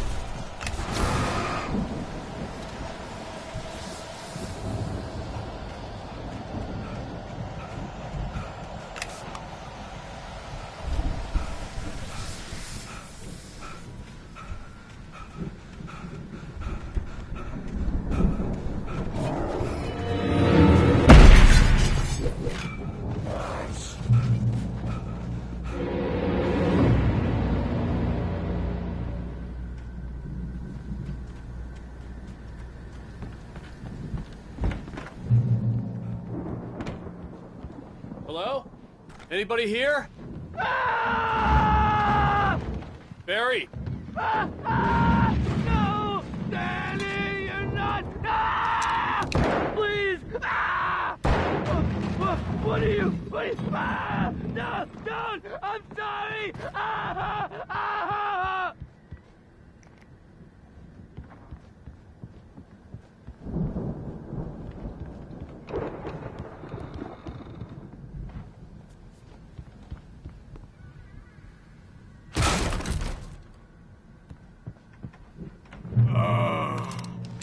I know you. You were in jail the other day. I went to the farm again for the moonshine, you know? It makes you see. They're not gonna miss it. They're in the loony bin. But my buddy, Danny, I lost him. Something's gone wrong with him. It's not him. Like a real bad follow-up to a real good movie where the best friend's suddenly the bad guy who wrote this crap anyway.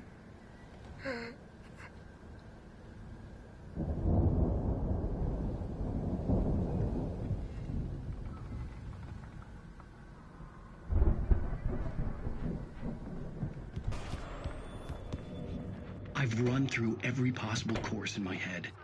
If I continue like the Dark Presence wants me to, the story I'm writing won't save Alice. It's a horror story, and it's going to kill her, and me, and everybody in this town. No one will survive. Darkness will consume everything. This is what it's wanted all along. Free, unstoppable. It uses...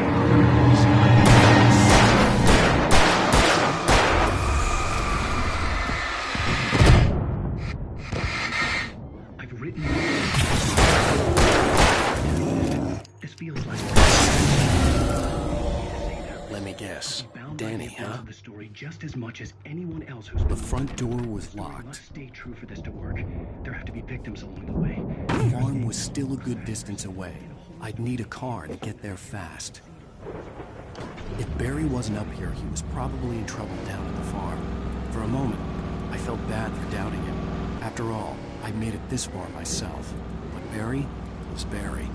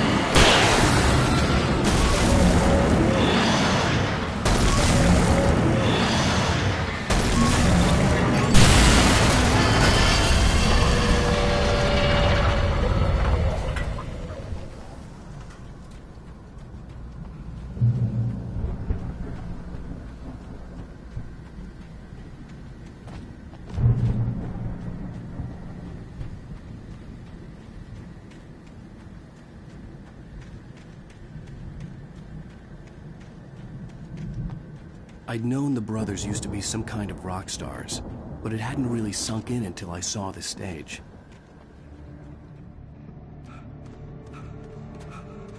Al! Run! Incoming! There's too many of them!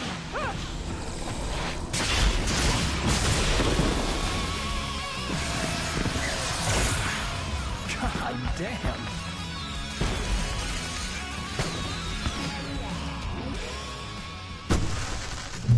I'm so glad you decided to go it alone, Mr. Bronson. Shut up and shoot! Al! We have to fight them off! I can set off more of the fireworks from here and help you out! Hey! Did you see some stuff around? This place is stopped! Al! Hold on! I'll try to get the stage lights on!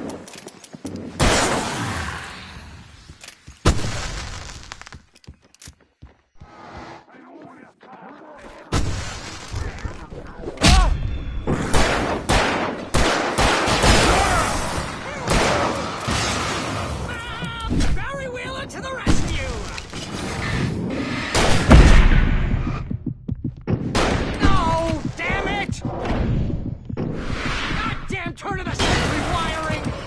Hang on now! I'll get them working again, I promise!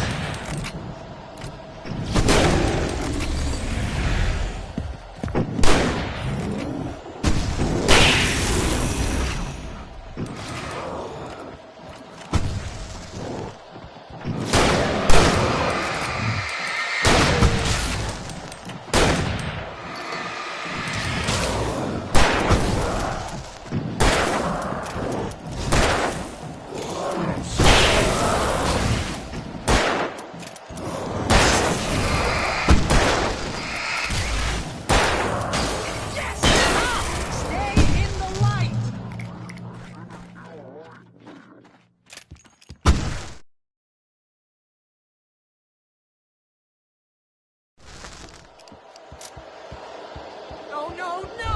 Why do you keep doing this to me? Do it for Barry, please, please, please!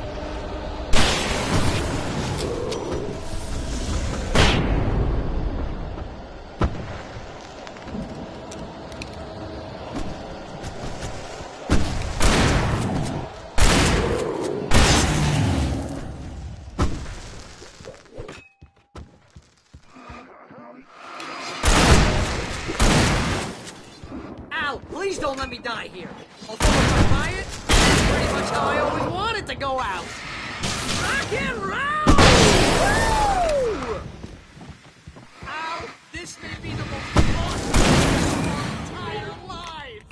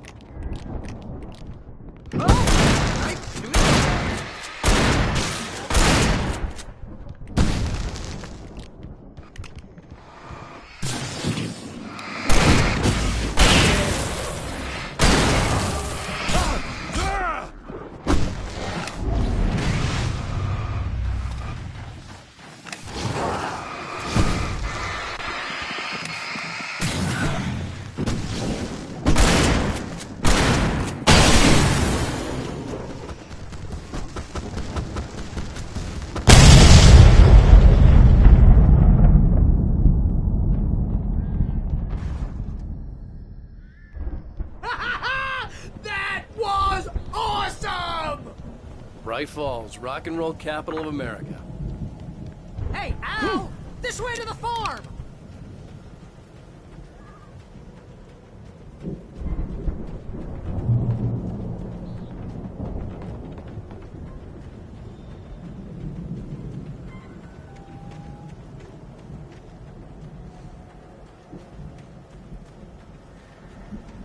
See, bestseller? No reason to worry. Your cutout's good as new, right where I left it.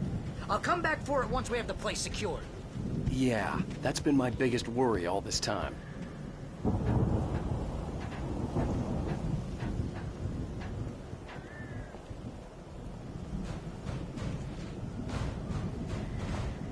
I think Alan Wake here has something to say. What's that, Al? Ooh, I'm Alan Wake. I'm always right about everything. And if I don't get my way, I'll sulk all day long. I'm always intense and moody. It makes me very attractive and mysterious.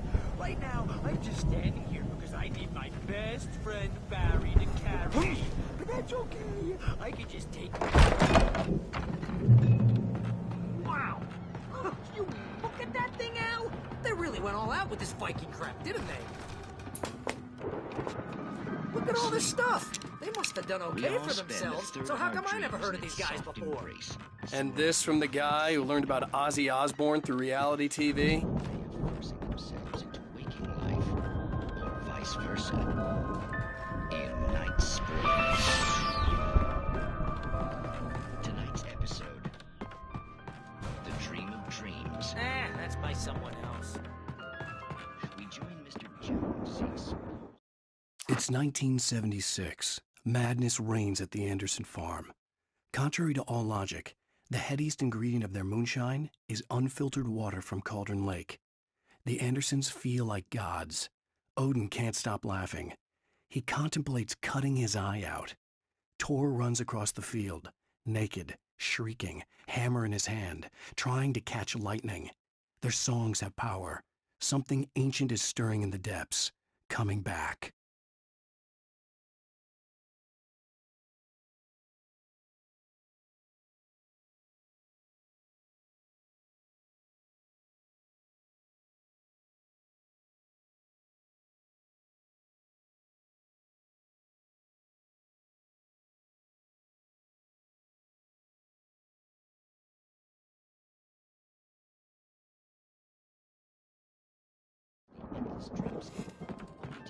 The Viking boat looked imposing, almost like a battering ram.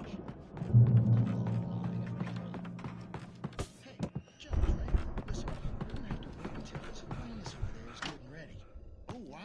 Who's that? You don't know.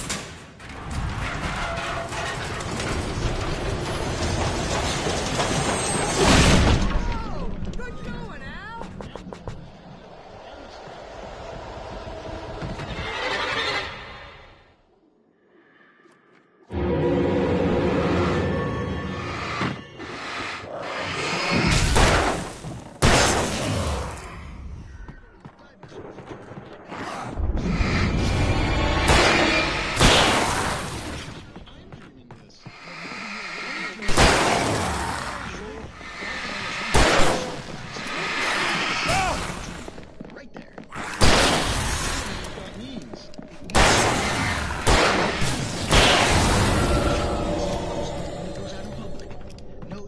Where the monster is nipping at his heels and he runs like crazy, but his legs don't seem to get him anywhere.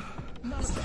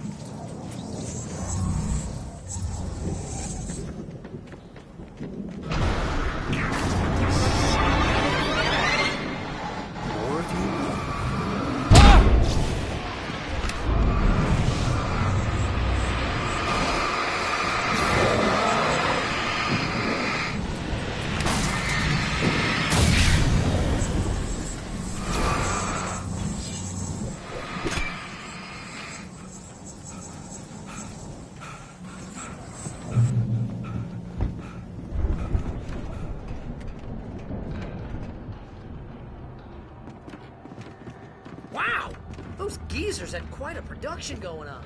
Ooh, you know what, Al? If we make it through this alive, I'm gonna start representing them.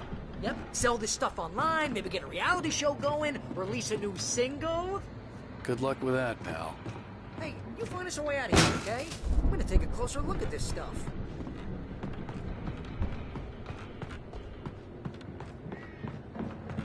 Be careful, Al!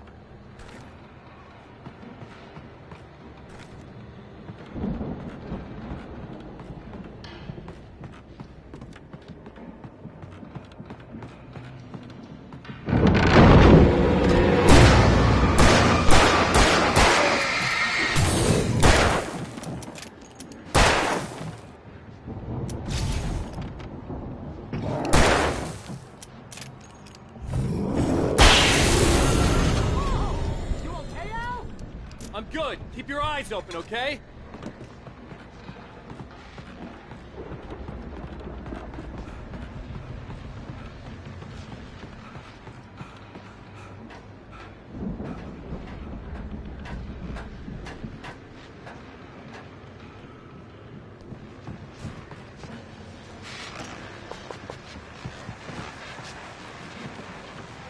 As you regular listeners know, I tend to work through the night. I'm not the only one. Deputies Mulligan and Thornton are taking a couple of moments off their busy schedule to join me here in the studio. Boys, how busy are you? Your post is almost here as well. Bet that keeps you in business. Pretty busy, yeah. I could see the building that had to be the Andersons' home on the other side of the field. It wasn't far now. I wasn't worried about trusting the ramblings of two burned-out geriatric wrecks. They had the goods.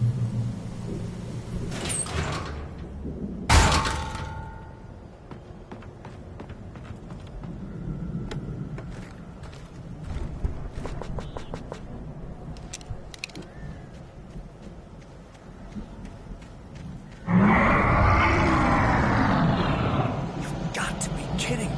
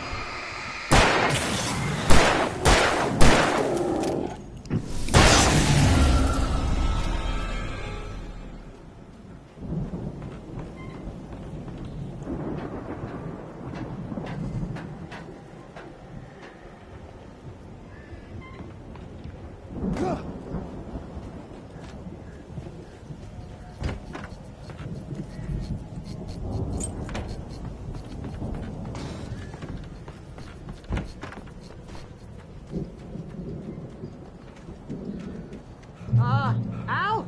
Is that you out there, buddy? Yeah, it's... Hey, let's go, man.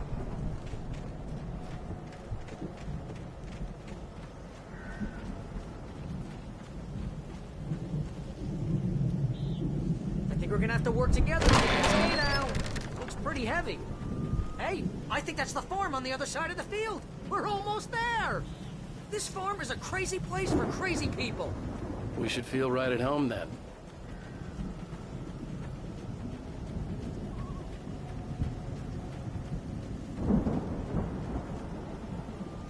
Come on, one more gate. Let's do this thing.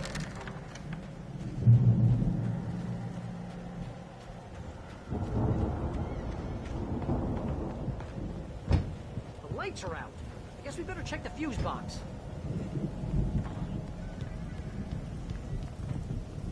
The power downstairs was out, but I was sure I could fix that at the fuse box.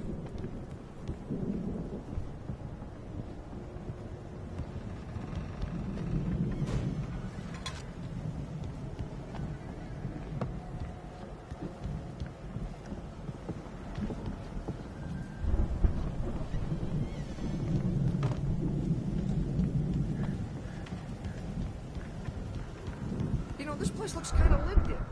The Andersons were in the booby hatch.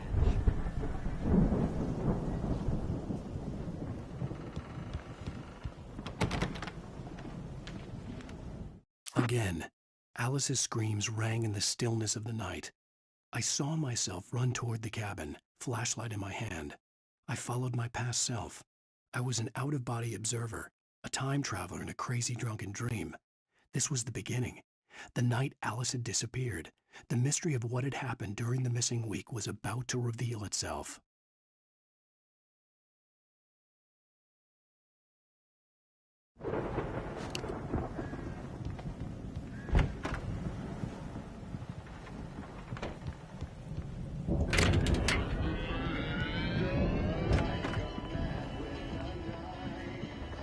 Can you hear that, Al? Music? Of course.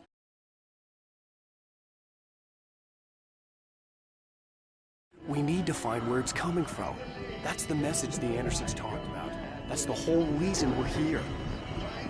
Lady of the Light? Oh, that's gotta be... What's-her-face, the crazy lamp lady from the town. Cynthia Weaver. Right! Must be!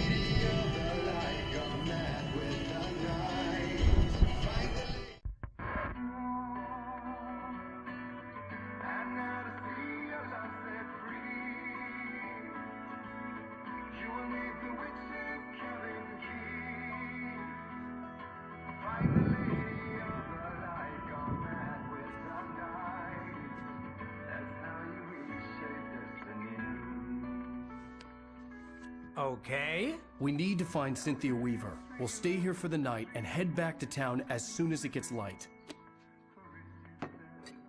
Hey,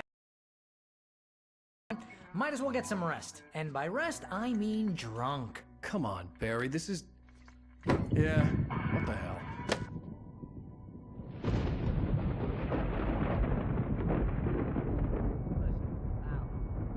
I'm sorry about this. No, seriously, because I know we don't get along, but we're gonna find her, right? And even though you're a crazy bastard, I'm gonna stick by you, no matter what, ever, Al. Sure, you're like a brother. I'm a writer, goddammit. Correct. If I just wanted to, I could write 10 books a year. And they'd be the best books that year. No, you couldn't. That's right, I couldn't. But I could, because I'm a writer. What?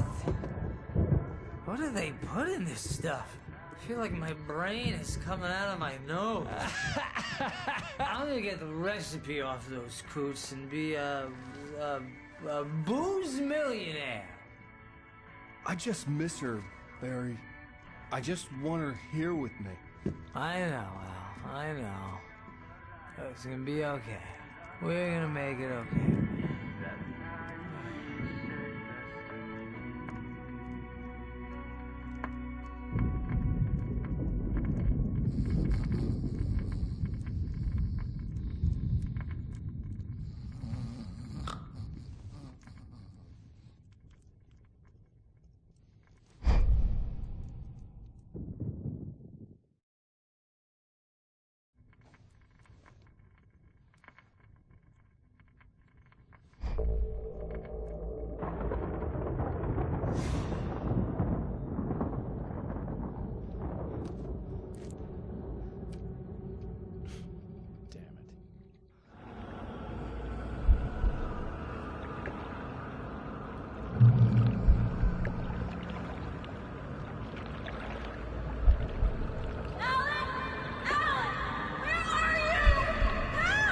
Alice, I'm coming.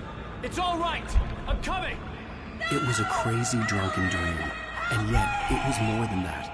It was the truth, a suppressed memory unearthed by the Andersons' moonshine. observer. This was the night Alice and I had arrived at Bright Falls, the night Alice had disappeared.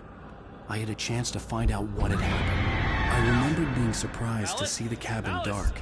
Alice would have never turned the lights off. I remembered thinking I caught a glimpse of her form underwater, sinking into the darkness. Diving after her was the last vague memory I had of that night. After that, the next thing I could remember was waking up behind the wheel of the crash car and finding the first pages of the manuscript. Beyond this lost memory, there was nothing. I had to follow the footsteps of my past self to find out what had happened that night. I couldn't find her in all that blackness. I must have thought she drowned.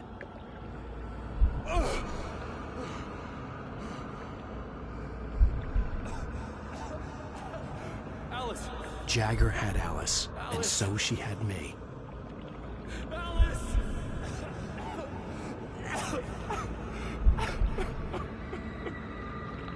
I'd been easy prey. Look at the cabin. Is there someone in the window? Alice? Maybe she didn't drown after all. Maybe she's inside. Alice! Yes. The dark presence had touched me. She had dug her nails into my brain and used me, made me her puppet.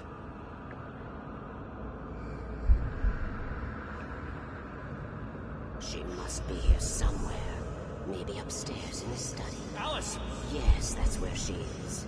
You can apologize. Alice! You'll laugh at the whole thing together and put it Alice? behind you. She's not here. You were foolish to think so. No, she's dead. She drowned. No, no, no! It's your fault your wife is dead. You are guilty.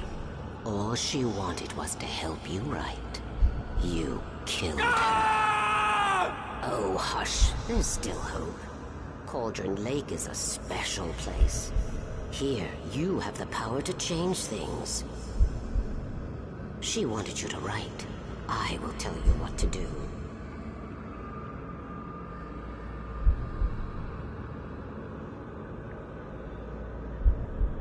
You can write her back. The story will come true, and all will be well again. She had Alice, and the manuscript was the ransom for her.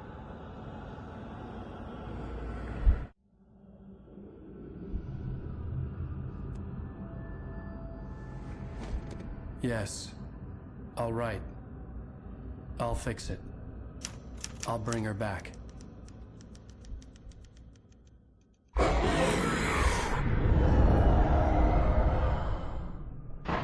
No. I wrote it. I remembered it all now. In the dark, I'd written for days, a week, almost a complete manuscript of a novel entitled Departure. Jagger had been my editor, whispering in my ear, making sure that the unfolding story would make her more and more powerful. I thought I was saving Alice. Even with the cobwebs she put in my head, some part of me had been aware enough to write my escape into the story, to bring a light into the cabin to release me before I could finish, to interrupt the horror story before the ending, where darkness consumed everything and everyone. Zane was weak and far away, but I had written him into the story, and his light had been enough to set me free. It isn't here now. I'm here because it was written. I brought the light to set you free. You must hurry. It will know I'm here. It will be back soon. It stole the skin of my Barbara a long time ago. She looks so old.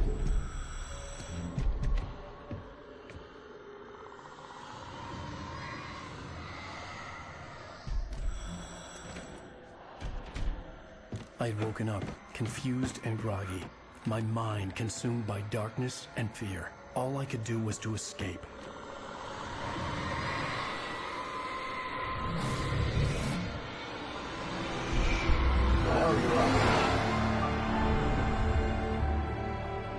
The week spent in the cabin had taken its toll. I was barely conscious, and fading fast. It had to have cost Zane terribly, thrown him even deeper into whatever dark place he now haunted. But he had managed to weaken the dark presence, kept me safe that night.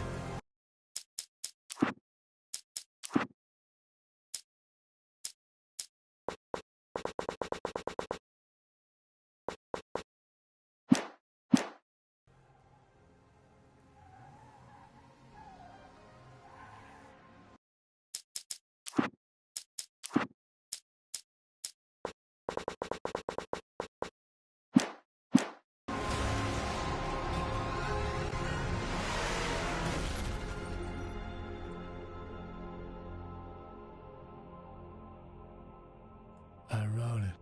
It's my fault. That's right, James Joyce. It's your fault, and you're gonna pay for it. Previously on Alan Wake. Under the influence of the dark presence, I wrote a horror story that is coming true. Jagger had been my editor, making sure that the unfolding story would make her more and more powerful. Some part of me had been aware enough to write my escape into the story. Together we can create something absolutely wonderful.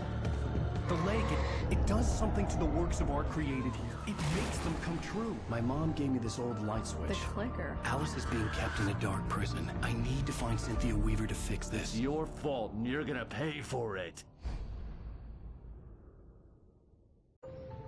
Well, we're expecting a record crowd from the neighboring counties. Naturally, we hope to break the record set by last year's Moose Fest in our neighboring town, Watery.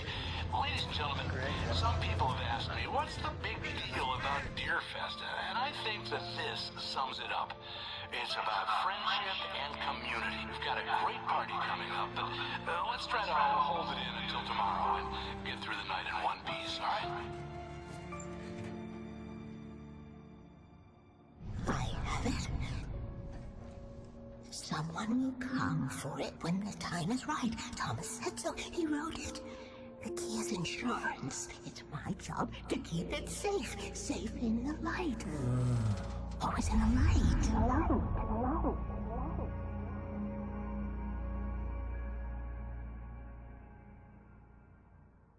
All the manuscript pages were gone. The FBI agent had taken them.